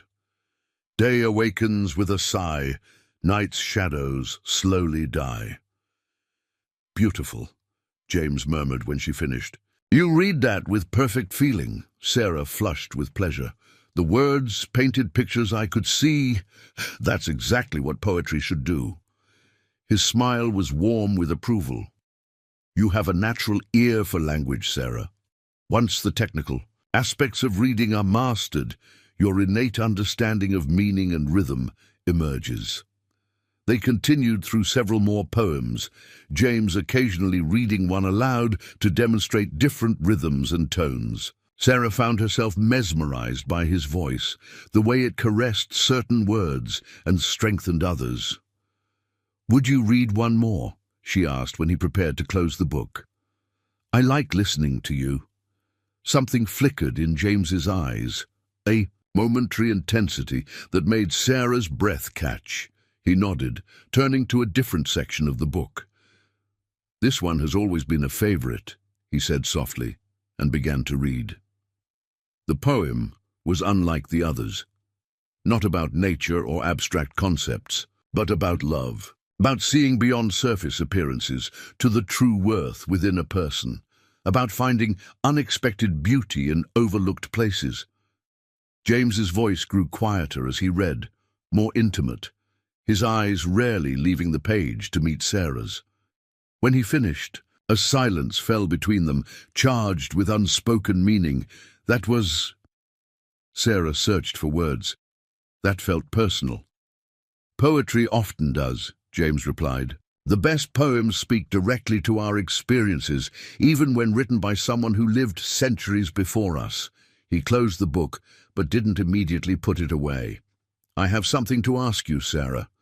The Independence Day celebration is the day after tomorrow, and I know we've already arranged to attend together. But there's to be a dance afterward, and I wondered if you might consider staying for that as well, with me." The invitation was unmistakably different from their previous arrangement to attend the festivities as friends. A dance was public, intentional, a declaration of sorts.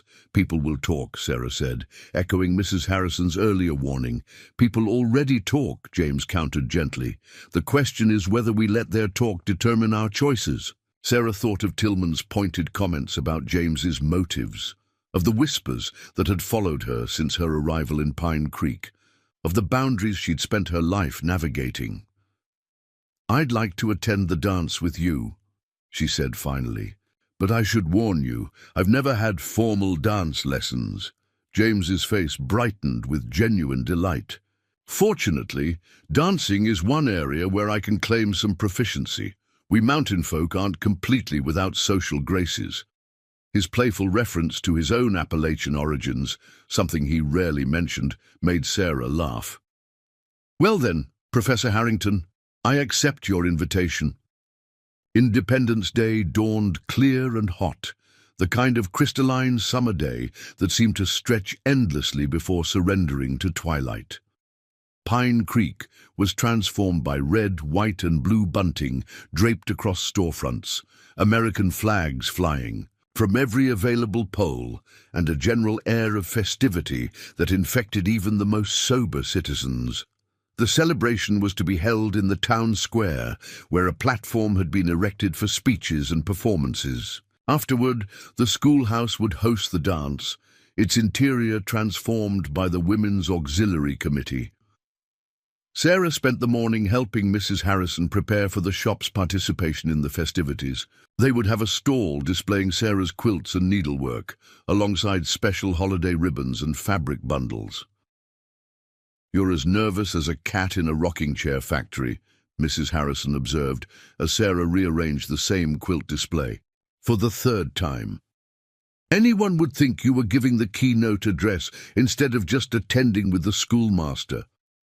"Is it that obvious?" Sarah asked, smoothing imaginary wrinkles from the quilt.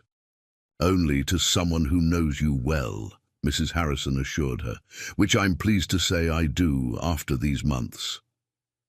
She studied Sarah with motherly concern. "Are you worried about dancing, or about being seen publicly with James?" "Both. Neither." Sarah sighed, trying to articulate her jumbled feelings. "I'm more worried about disappointing him, I think, about embarrassing him in front of the whole town." Mrs. Harrison's expression softened.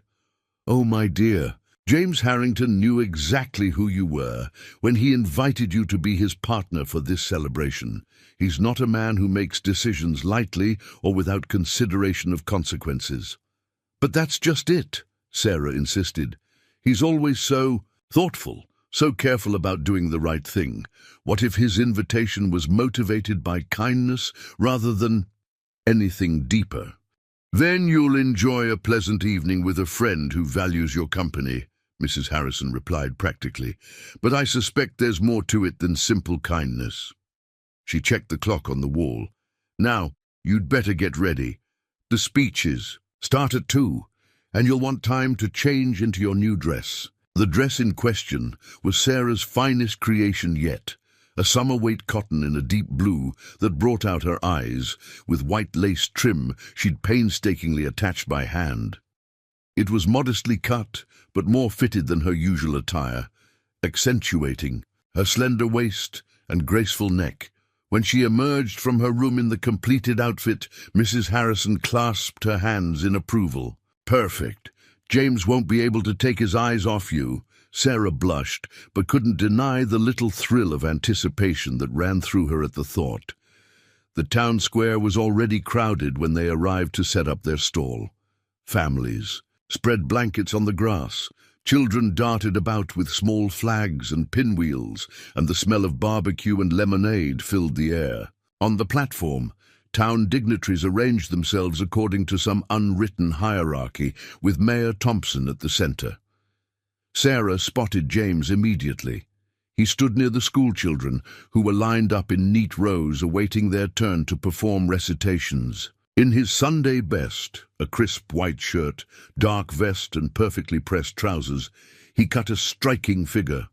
As if sensing her gaze, he looked up, eyes scanning the crowd, until they found her. The smile that spread across his face made Sarah's heart flutter embarrassingly. He excused himself from his students and made his way toward her. "You look beautiful," he said simply when he reached her, taking in her new dress with obvious appreciation. "Thank you," Sarah replied, equally aware of how handsome he appeared. "Your students seem well prepared."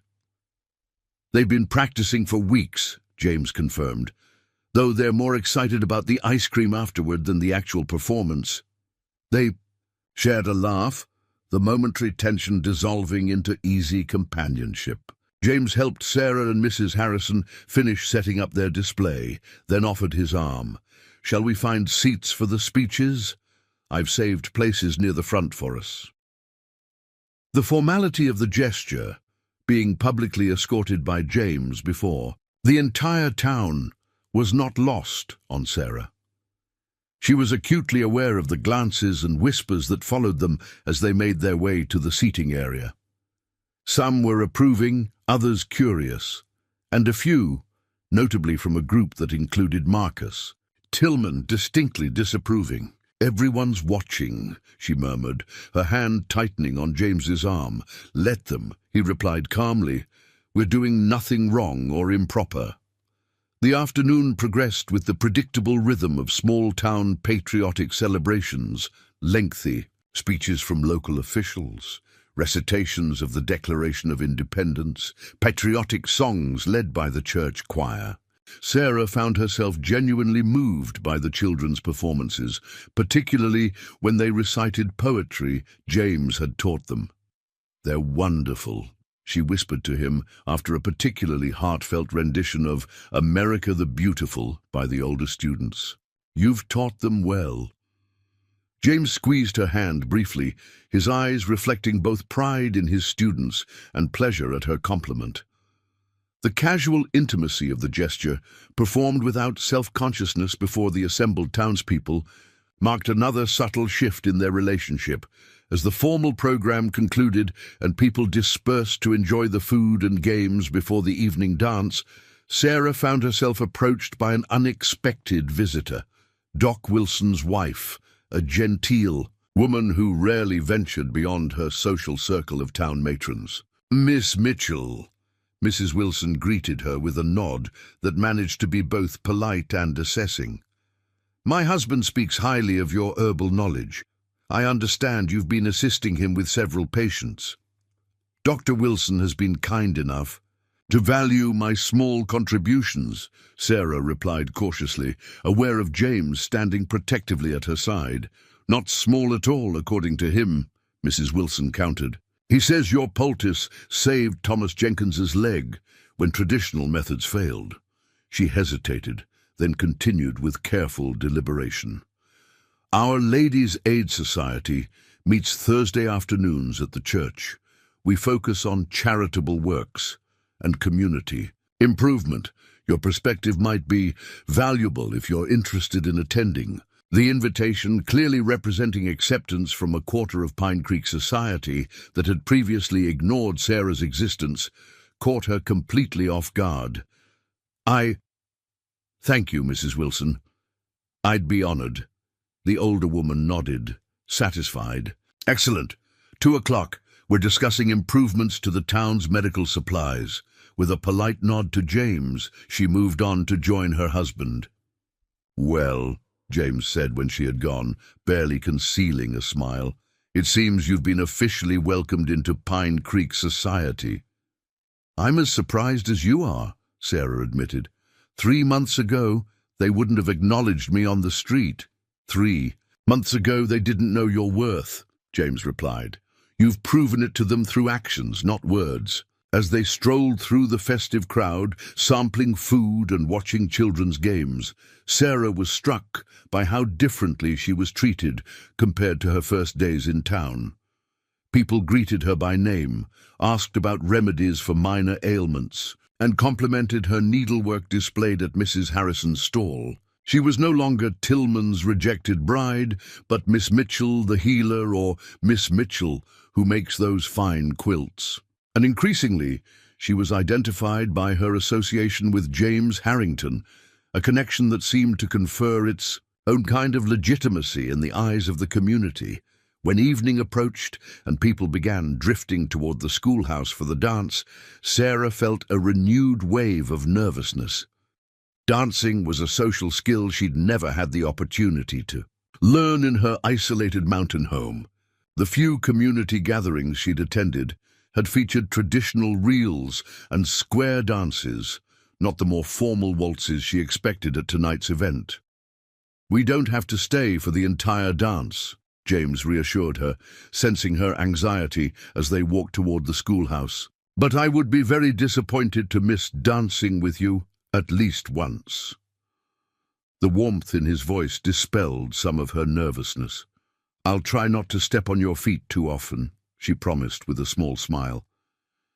"I have complete faith in your natural grace," he replied, his hand briefly touching the small of her back as they entered the transformed schoolroom. What neither of them noticed, in their preoccupation with each other, was Marcus Tillman watching their entrance with narrowed eyes, a newly arrived stranger at his side, listening intently to whatever he was saying. The schoolhouse had been transformed. Paper lanterns hung from the rafters, casting a warm glow over the room. Desks had been pushed against the walls to create a dance floor, and wildflowers arranged in mason jars decorated every available surface. A small ensemble of local musicians, 2 fiddlers, a banjo player, and an accordion, provided lively music that filled the space. Despite her nervousness, Sarah felt a flutter of excitement as James led her into the room. She'd never attended a proper dance before, and the atmosphere was intoxicating. The music, the laughter, the swirl of color as couples moved across the floor. "Would you like some punch before we dance?" James asked, his hand still warm against her back. Sarah nodded, relieved at the temporary reprieve. As James moved toward the refreshment table, she found herself approached by several of the mothers whose children she'd treated with her remedies. "Miss Mitchell, that salve you made for Betsy's poison ivy worked wonders," Mrs. Thompson said. She stopped scratching almost immediately. "And those digestive drops you gave little Henry, he's keeping his food down now," added Mrs. Foster. "Doc Wilson said to keep using them." Sarah accepted their thanks with modest grace, still somewhat uncomfortable with public recognition. She was explaining the preparation of the poison ivy salve when she became aware of someone standing just behind her. Turning, she found herself face to face with a stranger, a tall, well-dressed man with sharp features and calculating eyes. "So, you're the famous Miss Mitchell," he said, his voice cultured but cold. "I've heard quite a lot about you." Something in his manner put Sarah instantly on alert. "I'm afraid you have the advantage, sir. You know my name, but I don't know yours." "Edward Blackwood," he replied with a slight bow. "Recently arrived from Boston. I'm considering investments in this region." Before Sarah could respond, James returned with 2 cups of punch. His easy smile faded slightly when he saw Blackwood. "Mr. Blackwood," he acknowledged with a polite nod. "I didn't realize you were acquainted with Miss Mitchell." "We were just introducing ourselves," Blackwood replied smoothly. "I've heard fascinating things about her. Unusual background and remarkable rise in Pine Creek society." There was something in his emphasis that made Sarah uncomfortable, as though he were referencing details she'd rather keep private. "Miss Mitchell has become an invaluable member of our community," James said, handing Sarah her punch. His tone was pleasant but firm, clearly ending the conversation. Blackwood smiled thinly. "So I've gathered. If you'll excuse me, I believe Mr. Tillman is signaling for my attention." As he moved away, Sarah noticed Marcus Tillman indeed waiting across the room, watching their interaction with undisguised interest. "How does he know about my background?" she asked James quietly. "Tillman, most likely," James replied, his expression troubled. "Blackwood arrived 2 days ago and has spent most of his time with Tillman. I don't trust either of them." "What's he doing in Pine Creek?" Sarah wondered, noting the quality of Blackwood's clothes and his air of affluence. "Officially scouting business investments. He's spoken with Mayor Thompson about purchasing land for development." James guided her toward the edge of the dance floor as a waltz began. "But there's something about him that doesn't sit right. With me?" Sarah was inclined to agree, but the thought fled as James set down their cups and turned to her with an expectant smile. "May I have this dance, Miss Mitchell?" Despite her earlier nervousness, Sarah found herself nodding. "You'll need to guide me. I've never waltzed before." "It's simpler than it looks," James assured her, taking her hand and placing his other hand lightly at her waist. "Just follow my lead and count with me. 1, 2, 3. 1, 2, 3. They began slowly, off to the side where Sarah's inevitable missteps wouldn't be as noticeable. True to his word, James was an excellent teacher. He guided her patiently, his hand steady at her waist, his movements clear and predictable. "You're a natural," he murmured after a few minutes, when Sarah had progressed from staring at her feet to actually enjoying the rhythm. Most beginners count aloud and look terrified. "I am terrified," Sarah admitted with a small laugh. "I'm just hiding it better than most." As they continued dancing, Sarah became increasingly aware of the intimacy of their position. James held her with respectful distance between them, yet the simple act of moving together in harmony, his hand warm against her waist, created a connection that transcended ordinary conversation. "Thank you," she said softly as the music drew to a close. "For the dance?" James asked, his eyes holding hers. "For everything," Sarah clarified. "The reading lessons, the faith in my abilities this evening, all of it." Something shifted in James's expression, a softening and openness that made Sarah's breath catch. "Sarah, excuse me, Mr. Harrington." The moment was broken by Mayor Thompson's interruption. The portly official nodded politely to Sarah before continuing. "Sorry to disturb your evening, but there's been an accident at the Carter farm. Young Adam fell from the hayloft and broke his arm badly. Mrs. Carter sent their oldest boy to fetch help." James immediately switched from dance partner to community leader. "Has someone gone for Doc Wilson?" "He's delivering the Reynolds baby," the mayor replied grimly. "Won't be available for hours. The boy asked specifically for Miss Mitchell, saying his man remembered how she helped the Wilson boy." Both men turned to Sarah, who was already mentally inventorying her herb supply. "I'll need to stop at the shop for my remedies," she said. "And proper bandaging materials." "I'll drive you," James offered immediately. "My buggy's faster than walking." Within minutes they had left the dance behind. James drove swiftly to Mrs. Harrison's shop, where Sarah gathered her medicinal supplies. Then on to the Carter farm on the outskirts of town. The summer night was warm, stars brilliant in a clear sky that belied the urgency of their mission. "I'm sorry about the dance," James said as they drove. "I know how much courage it took for you to attend. A child's broken arm is more important than my social anxiety," Sarah replied, clutching her herb bag. "Besides, we did get one dance. It was lovely." James glanced at her, his expression unreadable in the darkness. Yes, it was. The Carter farm was a modest homestead with a small house, a barn, and several outbuildings. Lanterns blazed in the windows, and a crowd of children peered anxiously from the porch as James helped Sarah down from the buggy. Mrs. Carter, a careworn woman with 6 children and another on the way, met them at the door. Thank the Lord you've come, she said, leading them to where Adam, a boy of about 10, lay whimpering on a cot. He climbed up to the hayloft after I told him not to, fell near 15 feet. The boy's right arm was bent at an unnatural angle, already swollen and bruising. Sarah assessed him quickly, noting the cold sweat on his forehead and his rapid breathing. "I'll need hot water, clean clothes, and plenty of light," she told Mrs. Carter, who immediately began organizing her other children to fetch the requested items. "It's a bad break," Sarah told James quietly as they waited. "The bone will need to be reset before I can splint it." "Can I help?" he asked. Sarah nodded, grateful for his steady presence. "Hold him still when I reset the bone.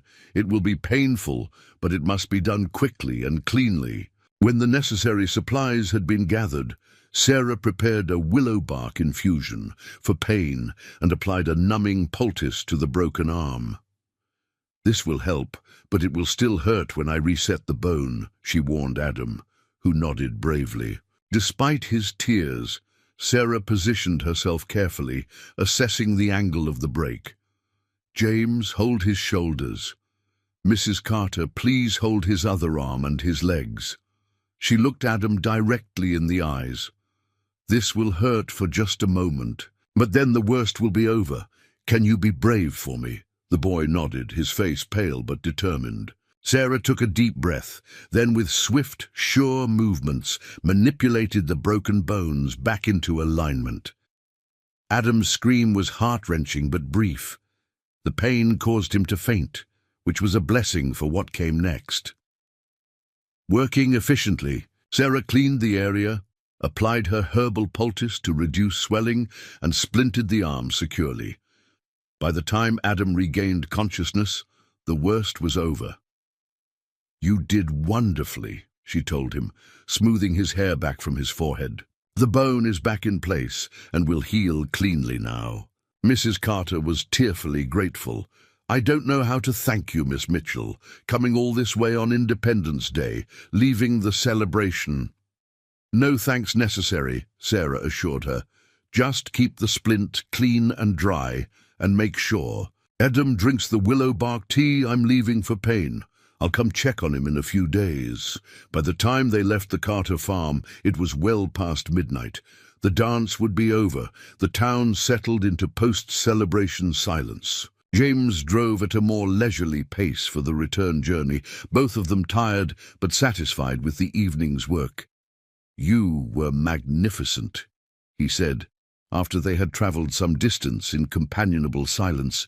"Your hands never hesitated, even when faced with such a difficult break." "Experience is a thorough teacher," Sarah replied, "though I'm still learning. Each case is different." "As is each student," James agreed, his tone thoughtful. "Which reminds me of something I've been meaning to discuss with you." Sarah turned to him, curious about his suddenly serious tone. "What is it?" "The Territorial Education Office has authorized funds for an adult literacy program in Pine Creek," he explained. "I applied months ago, before you arrived. The idea is to offer reading and writing lessons to adults who missed formal education in their youth." "That's wonderful," Sarah said sincerely. "Many would benefit from such an opportunity." "Yes, but it would require an additional teacher," James continued. "Someone who understands the unique challenges of adult learning, who has patience and empathy for those discovering literacy later in life." He paused. "I'd like to recommend you for the position." Sarah stared at him, certain she had misunderstood. "Me? But I've only just begun reading myself."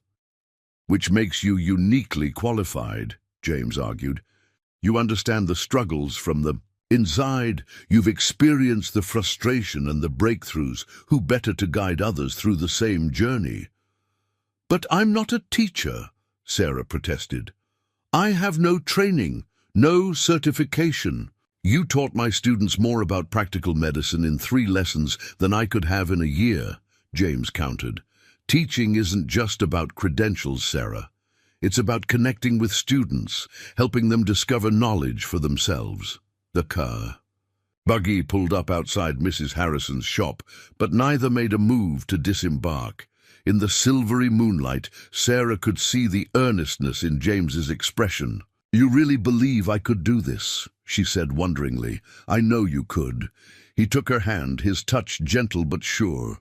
"You've shown remarkable aptitude for learning. Why not extend that gift to others?" Before Sarah could respond, a clattering sound from inside the shop startled them both. A crash followed, then the sound of breaking glass. "Someone's inside," James whispered, immediately alert. "Stay here." But Sarah was already moving, concerned for Mrs. Harrison overriding caution. She might be hurt. They approached the shop door together, finding it ajar, a clear sign of trouble, as Mrs. Harrison was meticulous about locking up each night. James pushed the door open slowly, revealing a scene of disarray inside. Display shelves had been toppled, fabric bolts unrolled across the floor, and the cash box behind the counter lay open and empty. "Mrs. Harrison," Sarah called softly, fear clutching at her heart. A moan from the back room answered her. They rushed to find Mrs. Harrison on the floor of the storage area, a bruise darkening on her temple. "Robbers," she managed weakly, as Sarah knelt beside her. Two men, masked. James immediately checked the rest of the shop while Sarah examined Mrs. Harrison's injury. "No sign of them now," he reported, returning. "They must have fled when they heard us arrive." "It's just a bump," Mrs. Harrison insisted as Sarah helped her to a chair. "But they took everything from the cash box. All our earnings from the celebration sales." "That doesn't matter," Sarah assured her, applying a cold compress to the bruise. "What matters is that you're not seriously hurt." As they tended to Mrs. Harrison and began setting the shop to rights, Sheriff Davis arrived, alerted by a neighbor, who had heard the commotion. "Robbery and assault," the sheriff growled, surveying the damage. "First serious crime we've had in months. Did you get a look at them, Mildred?" Mrs. Harrison shook her head. They wore bandanas over their faces, but one was tall and thin, the other shorter and stockier. And, she hesitated, the tall one spoke with an Eastern accent, not local. Sarah and James exchanged a look, both thinking of Edward Blackwood. But without proof, such suspicions were dangerous to voice. The sheriff questioned them further, made notes, and promised to investigate. "We'll check if any other businesses were hit. You three get some rest. I'll send Deputy Miller to keep watch." For the remainder of the night, after he left, Mrs. Harrison insisted she was well enough to return to her own quarters upstairs. "Just a headache, nothing more. You two have done enough for one night." "I'll stay with her," Sarah assured James as he prepared to leave, "and I'll keep watching for any signs of worse injury." At the door, James paused. "About what we were discussing earlier, the teaching position, will you consider it?" "I don't need an answer right away." Despite the tumultuous end to their evening, Sarah found herself smiling. "I'll consider it, though I still think you're overestimating my abilities." "I've never done that," James replied with quiet certainty. "If anything, I suspect you're just beginning to discover the extent of your capabilities." His hand briefly covered, here's where it rested on the doorframe. "Good night, Sarah." "Good night, James." As she watched him drive away, Sarah felt a curious mixture of emotions, concern for Mrs. Harrison, lingering adrenaline from the break-in, and underneath it all, a warm glow of possibility sparked by James's unexpected offer. Even the robbery couldn't entirely dim the memory of their dance, of his steadfast support during Adam's treatment, of his unwavering belief in her abilities. The next morning brought unwelcome news. Sheriff Davis arrived early, his expression grim. "We've had reports of 2 more break-ins," he informed them. "The general store and Doc Wilson's office. Same pattern. Cash taken, premises ransacked." "Was anyone hurt?" Sarah asked, thinking. Of the elderly doctor and his wife, thankfully no. They weren't on the premises. The sheriff's weathered face creased with concern. "But there's something else. Doc's medical bag was stolen, along with his supply of laudanum and other medicines." Mrs. Harrison, moving slowly due to her headache, but insistent on opening the shop, frowned. That's odd. Professional thieves wouldn't bother with medicine when there's money to be had. Unless they have specific plans for it, James suggested, having arrived early to check on them. Laudanum has street value, especially in mining camps. The sheriff nodded. That's our thinking too, but there's more. He hesitated, his gaze shifting to Sarah. Your herb store was specifically targeted, Miss Mitchell. Mrs. Harrison says nothing else is missing from the storage room, but your entire supply of medicinal herbs is gone. Sarah stared at him in dismay. She'd built her collection carefully, over months, gathering local plants and ordering rarer specimens through Mrs. Harrison's suppliers. The loss was not just financial, but practical. Many of her remedies required herbs that would be difficult to replace quickly. Why would anyone steal dried plants? Mrs. Harrison wondered. Most wouldn't know what to do with them, or how to identify which are beneficial and which might be harmful if misused, Sarah added, a chill running through her at the thought. That's what concerns me, the sheriff admitted. Seems like these weren't random targets. The doctor's medicines. Your herbs, someone's collecting healing supplies, and I doubt it's for charitable purposes. Throughout the day, as they cleaned up the shop and assessed the damage, Sarah couldn't shake a sense of unease. The theft of her herbs felt personal, targeted, as if someone wanted to undermine her specific contribution to the community. By mid-afternoon, rumors were circulating that connected the robberies to the arrival of strangers in town for the Independence Day celebration. Several people reported suspicious characters at the dance who hadn't been seen before or since. The town council's called an emergency meeting for this evening, James informed Sarah when he stopped by the shop during his lunch break. I think you should attend. Me? Why? Sarah asked, surprised by the suggestion. Because you're one of the victims, and because your medical knowledge might help us understand why someone would target healing supplies specifically. He lowered his voice. And because I suspect Tillman and his new friend Blackwood will be there, possibly with theories of their own about the crimes. The meeting was held in the town hall at 7 that evening. Nearly every adult resident of Pine Creek crowded into the space, voices raised in concerned speculation. Mayor Thompson called for order from his position at the front of the room. Folks, we've had a serious breach of peace in our community, he began. 3 businesses robbed, 1 good citizen assaulted, valuable medicine stolen. Sheriff Davis is investigating, but we need to decide as a community how to respond. What followed was a heated discussion about increased night patrols, whether to hire additional deputies, and how to secure businesses more effectively. Sarah, seated beside James near the middle of the room, listened attentively, but said little. Then Marcus Tillman stood, commanding attention with his imposing presence. Mayor Thompson, I believe we're overlooking an important point. These crimes began immediately after our Independence Day celebration, an event that drew outsiders to Pine. Greek, murmurs of agreement rippled through the crowd. Furthermore, Tillman continued, the targets weren't random. They were specifically focused on medical supplies, Doc Wilson's medicines and Miss Mitchell's herbs. The slight hesitation before herbs carried a hint of disdain that wasn't lost on Sarah.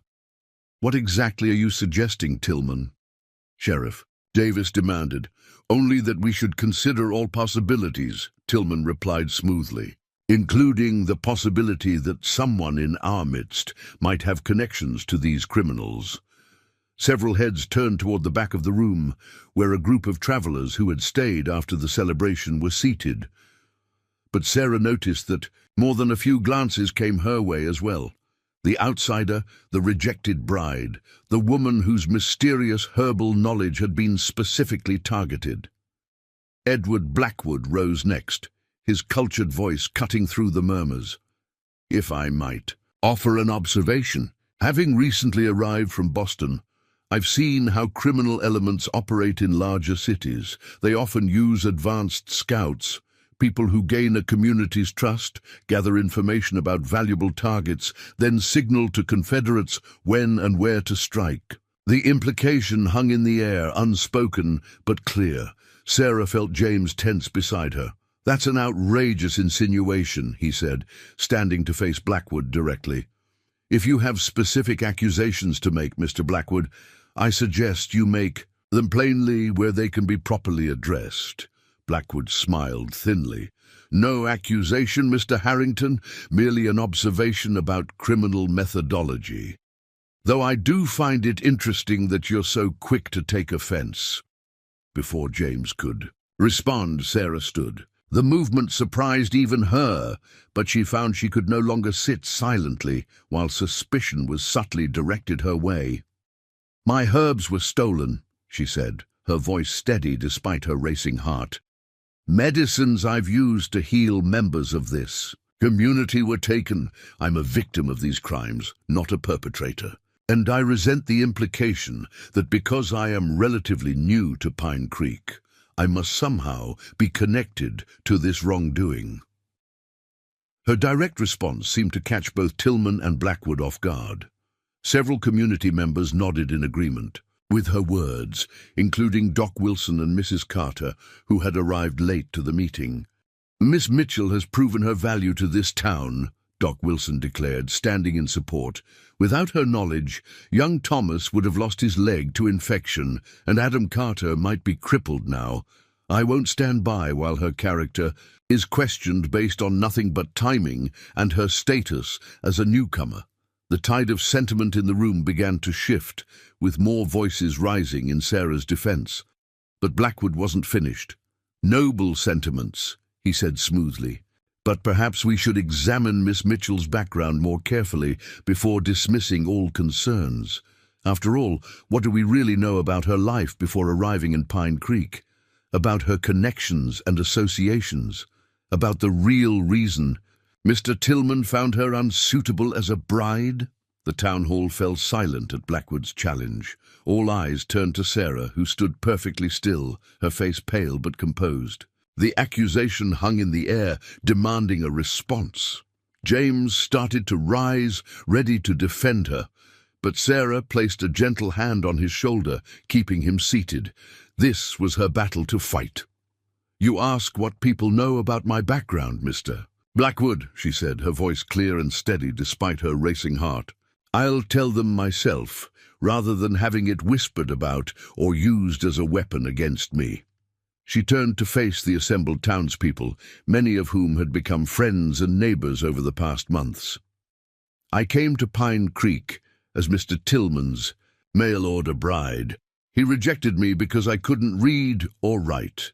The simple statement caused a ripple of surprise through the crowd. "I grew up in the mountains of Kentucky with no access to formal schooling. My parents taught me what they could: useful skills, herbal medicine, mathematics enough for household management, but not reading." Sarah took a deep breath, squaring her shoulders. "When Mr. Tillman discovered my illiteracy, he deemed me unsuitable. He had every right to do so. His advertisement specifically requested an educated bride, though I didn't fully understand what that entailed. Mrs. Harrison kindly took me in, gave me work and shelter." Her gaze swept the room, meeting the eyes of those she'd helped. "Since then, I've built a life here. I've used my knowledge of herbs and healing to assist Dr. Wilson. I've created quilts and garments that bring business to Mrs. Harrison's shop. And yes, I've been learning to read and write, thanks to Mr. Harrington's patient teaching." Sarah's voice strengthened with conviction. "That is my story, plain and simple. I have no connections to criminals. I have no reason to steal the very medicines I use to help others. If my background makes me suspect in your eyes, then so be it. But judge me on the truth, not on insinuations." A heavy silence followed her words. Then Mrs. Carter stood, pregnant from commanding attention. "Miss Mitchell reset my Adam's arm when he would have been crippled otherwise. she declared. "She rode out in the dark to help my boy, leaving a celebration to do it. That's who she is, not whatever Mr. Blackwood is suggesting." Doc Wilson nodded. "Emphatically. I've practiced medicine in this territory for 30 years. Miss Mitchell's knowledge of herbal remedies has proven invaluable to my practice. She works alongside me, not in competition. Why would she steal supplies she freely shares?" One by one, others rose to speak. Thomas's parents, the mothers whose children Sarah had treated, elderly residents who used her remedies for chronic ailments. Their testimonials created a tapestry of community trust that no insinuation could easily unravel. When they had finished, Sheriff Davis addressed Blackwood directly.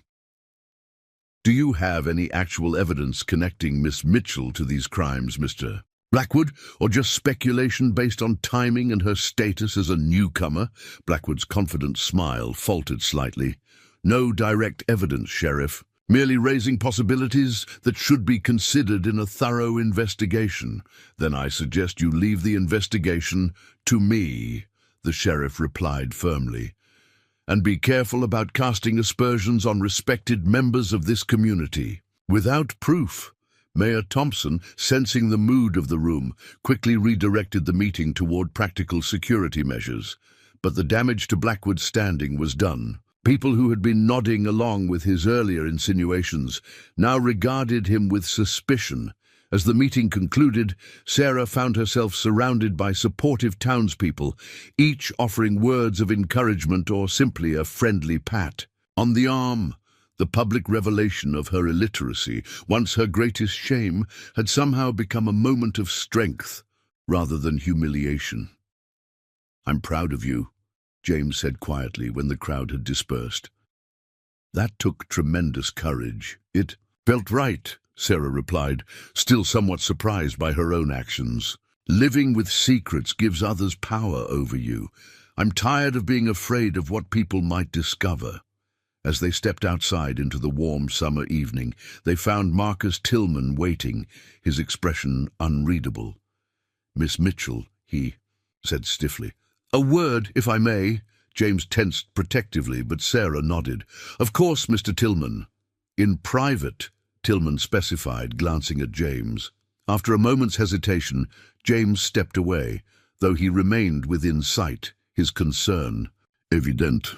"You were honest in there," Tillman began, surprising Sarah with his directness.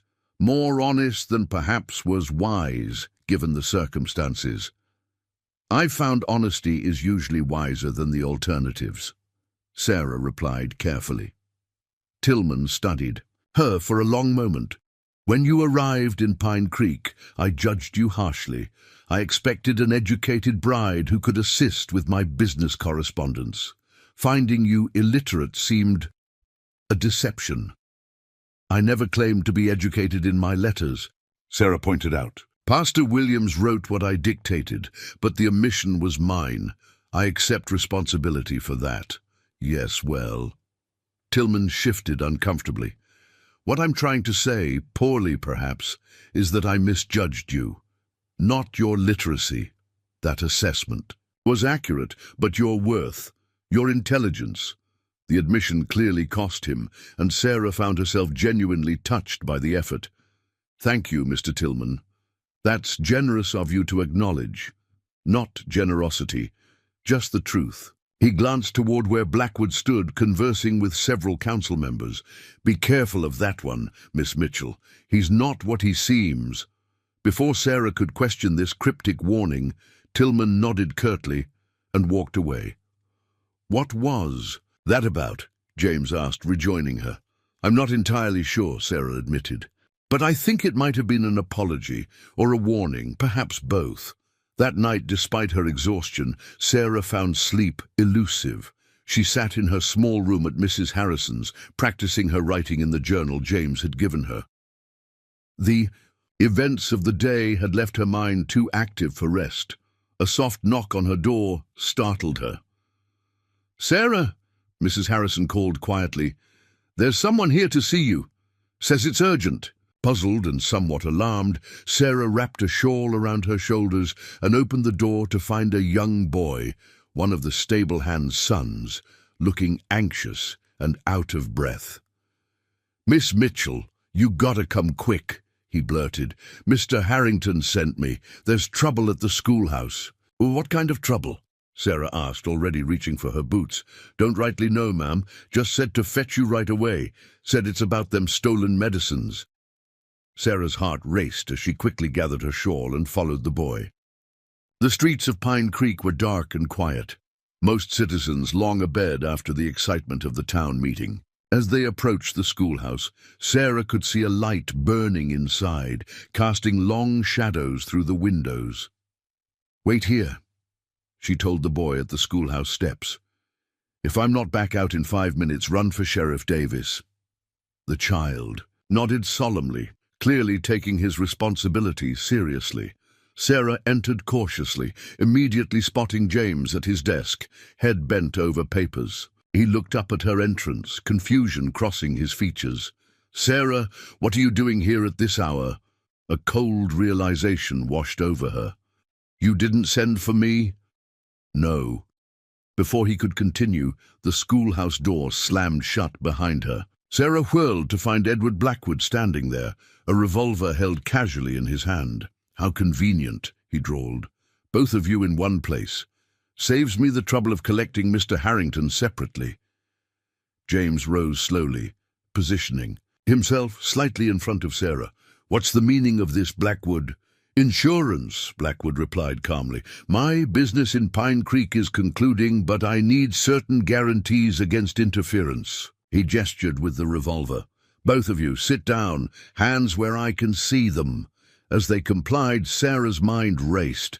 The stable boy would run for the sheriff if she didn't return, but that would take time. They needed to stall. "The robberies," she said, understanding Dawn. "That was you." Blackwood smiled coldly. "Not personally. I don't dirty my hands with such tasks. But yes, under my direction." "Why?" James demanded.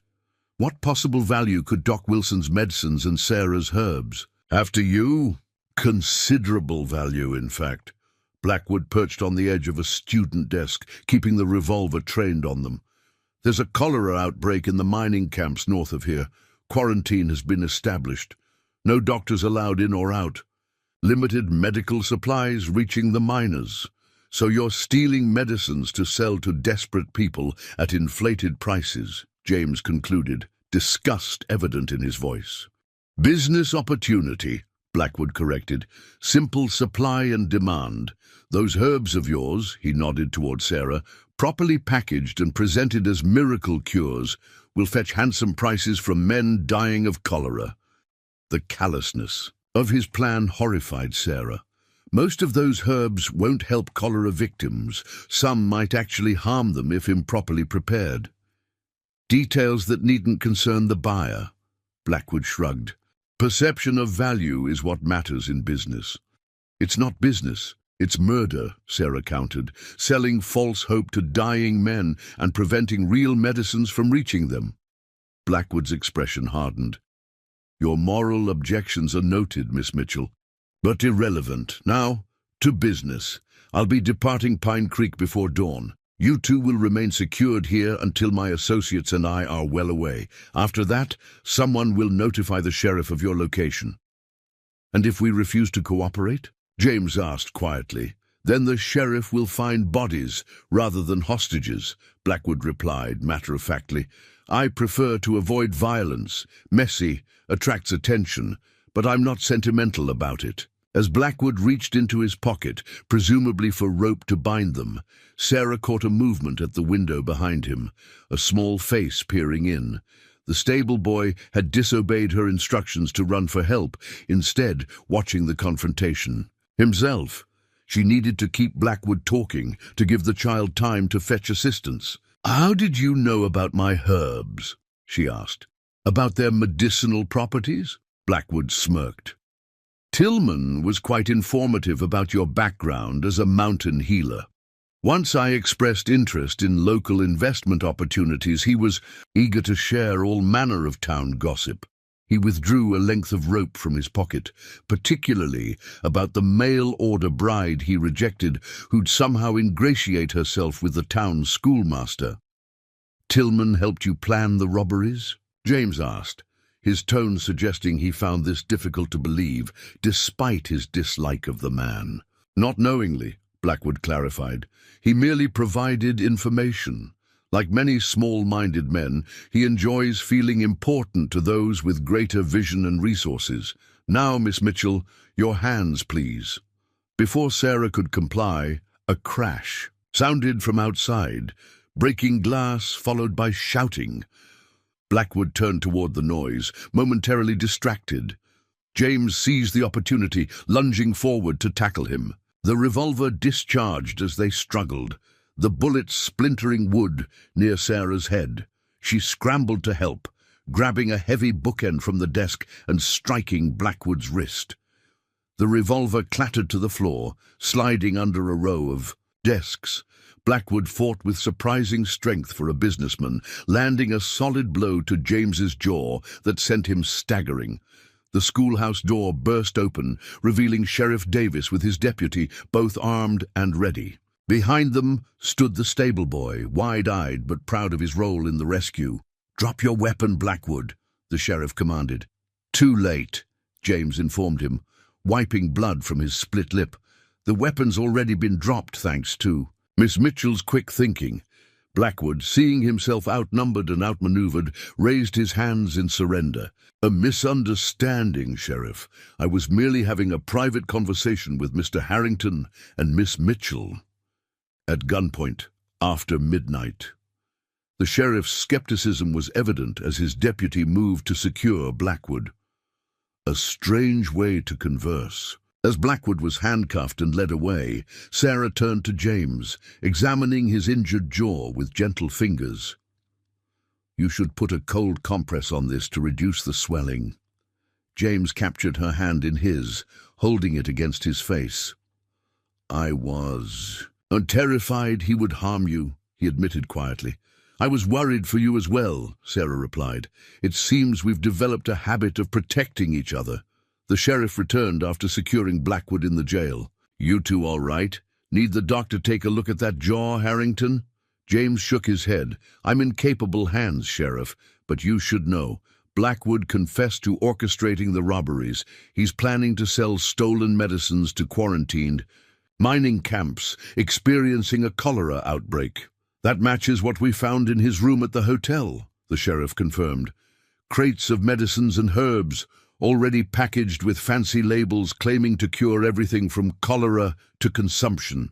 He turned to Sarah. "Thanks to this young lady's knowledge, we can get the real medicines back to Doc Wilson and prevent Blackwood from harming those miners with false cures." After giving their statements and ensuring the stable boy was safely returned home with a silver dollar for his bravery, James insisted on walking Sarah back to Mrs. Harrison's shop. "Quite an eventful evening," he commented as they walked through the quiet streets. "Not how I expected the day to end after the town meeting." "Life rarely follows our expectations," Sarah replied. "I certainly never expected to find myself in Pine Creek at all, much less facing down an armed medicine thief in the schoolhouse." James chuckled, then winced as the movement aggravated his bruised jaw.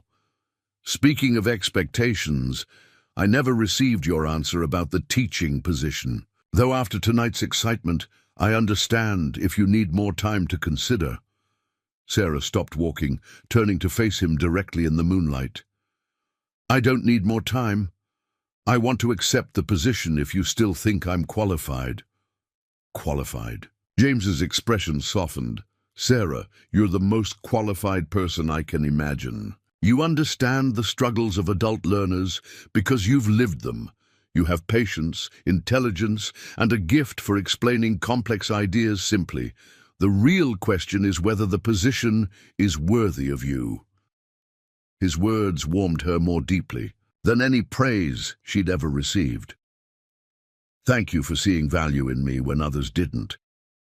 "I saw what was always there," James replied. just as you saw in me something beyond the town schoolmaster." He took her hands in his expression growing serious. "Sarah, these past months have been the most meaningful of my life. Teaching you, learning from you, facing challenges together, it's created a bond I've never experienced before." Sarah's heart quickened. "For me as well," she admitted softly.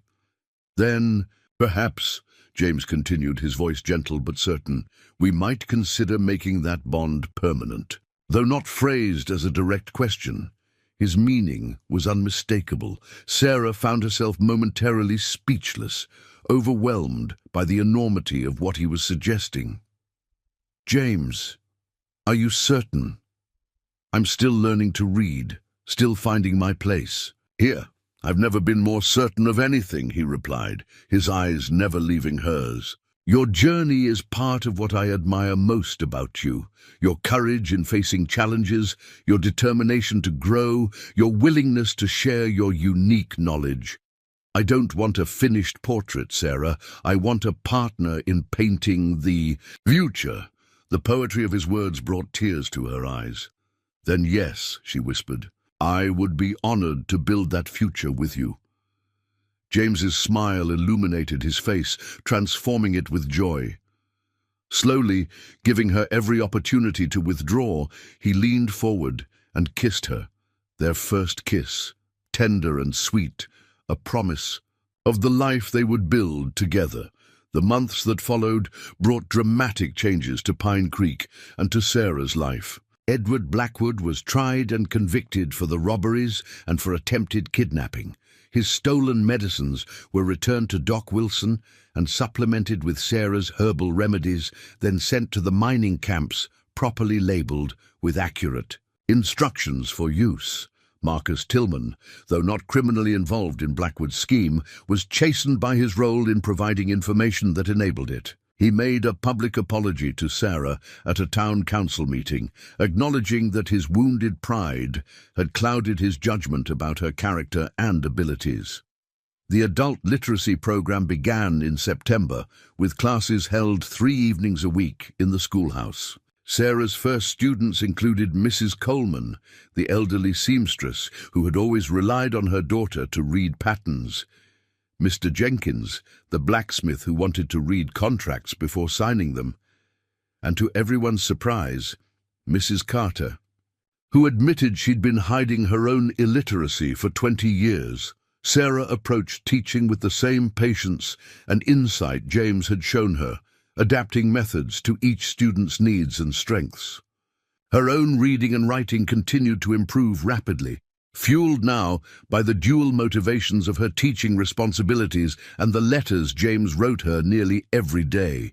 Simple notes at first, growing more complex as her skills advanced. Their wedding took place on a crisp October afternoon, with the entire town in attendance. Sarah wore a dress she'd made herself, ivory cotton with delicate embroidery she'd designed based on the wildflowers of both Wyoming and Kentucky. Mrs. Harrison stood beside her as matron of honor, and Doc Wilson, who had become a close friend and medical mentor, gave her away. The ceremony was traditional, but with one significant deviation. When it came time for Sarah to speak her vows, she did not repeat after the minister, but instead produced a small piece of paper from her sleeve. In a clear, steady voice, she read the words she had written herself, her first complete composition, a testament to both her progress as a reader and the depth of her feelings for James. "I came to Pine Creek seeking a home and found a partner instead. I arrived unable to read words, but knowing how to read hearts and healing plants. You saw value where others saw limitations. You offered knowledge without condescension, strength without domination, love without condition. Today I promise to continue learning alongside you, from books, from nature, from challenges, and from joy. This is my vow, written by my hand and sealed with my heart." There wasn't a dry eye in the church when she finished, least of all James's. His responding vows were equally moving, promising to honor both her growing literacy and her native wisdom. to be her most devoted student as well as her husband. As winter settled over Pine Creek, Sarah and James established their home in the small cabin he had previously occupied alone. They expanded it room by room as their needs grew, adding a dedicated space for Sarah's expanding herbal practice and eventually a nursery for the children they hoped would come. Sarah's reputation as both healer and teacher spread beyond Pine Creek. Neighboring communities began sending students to her literacy classes, and Doc Wilson formally took her on as an apprentice, legitimizing the medical knowledge she had carried from the mountains of Kentucky to the plains of Wyoming. The journal James had given her became the first of many. She filled them with herbal remedies, teaching observations and personal reflections, creating written records of knowledge that had previously existed only in her memory, ensuring it would survive beyond her lifetime. One evening, as the first snow of December frosted the windows of their cabin, James found Sarah at her desk, writing by lamplight. "Another journal entry?" he asked, setting a cup of tea beside her. Sarah smiled up at him. "A letter, actually, to a young woman in Boston who advertised in the territorial newspaper seeking teaching opportunities out west. I thought she might be suited for the new school in Riverdale." James raised an eyebrow, taking on the role of matchmaker. "In a sense," Sarah admitted, "though not for marriage, for purpose." She looked down at the nearly filled page, her handwriting now neat and confident. "Everyone deserves the chance to contribute their gifts, to be valued for their true capabilities rather than judged by their limitations." James leaned down to kiss her forehead. "You've certainly proven that. From rejected bride to respected teacher and healer in less than a year." Sarah set down her pen and rose to embrace him. "The rejection was the greatest gift I could have received," she said softly. "It led me to freedom, to purpose, to you." As they stood together in the warm glow of the lamp, Sarah reflected on the journey that had brought her to this moment. She had traveled west seeking a husband who would accept her despite her illiteracy, only to find a man who helped her overcome it while valuing the knowledge she already possessed. The ability to read words had opened new worlds to her, but James had taught her to read something far more valuable: her own worth, written not in letters, but in the unique gifts she brought to the world. And that, Sarah knew, was a lesson worth sharing with others, through teaching, through healing, and through the love that had transformed a mail-order mistake into a life richer than she could have imagined. Up next, you've got 2 more standout stories right on your screen. If this one hits the mark, you won't want to pass these up. Just click and check them out. And don't forget to subscribe and turn on the notification bell so you don't miss any upload from us.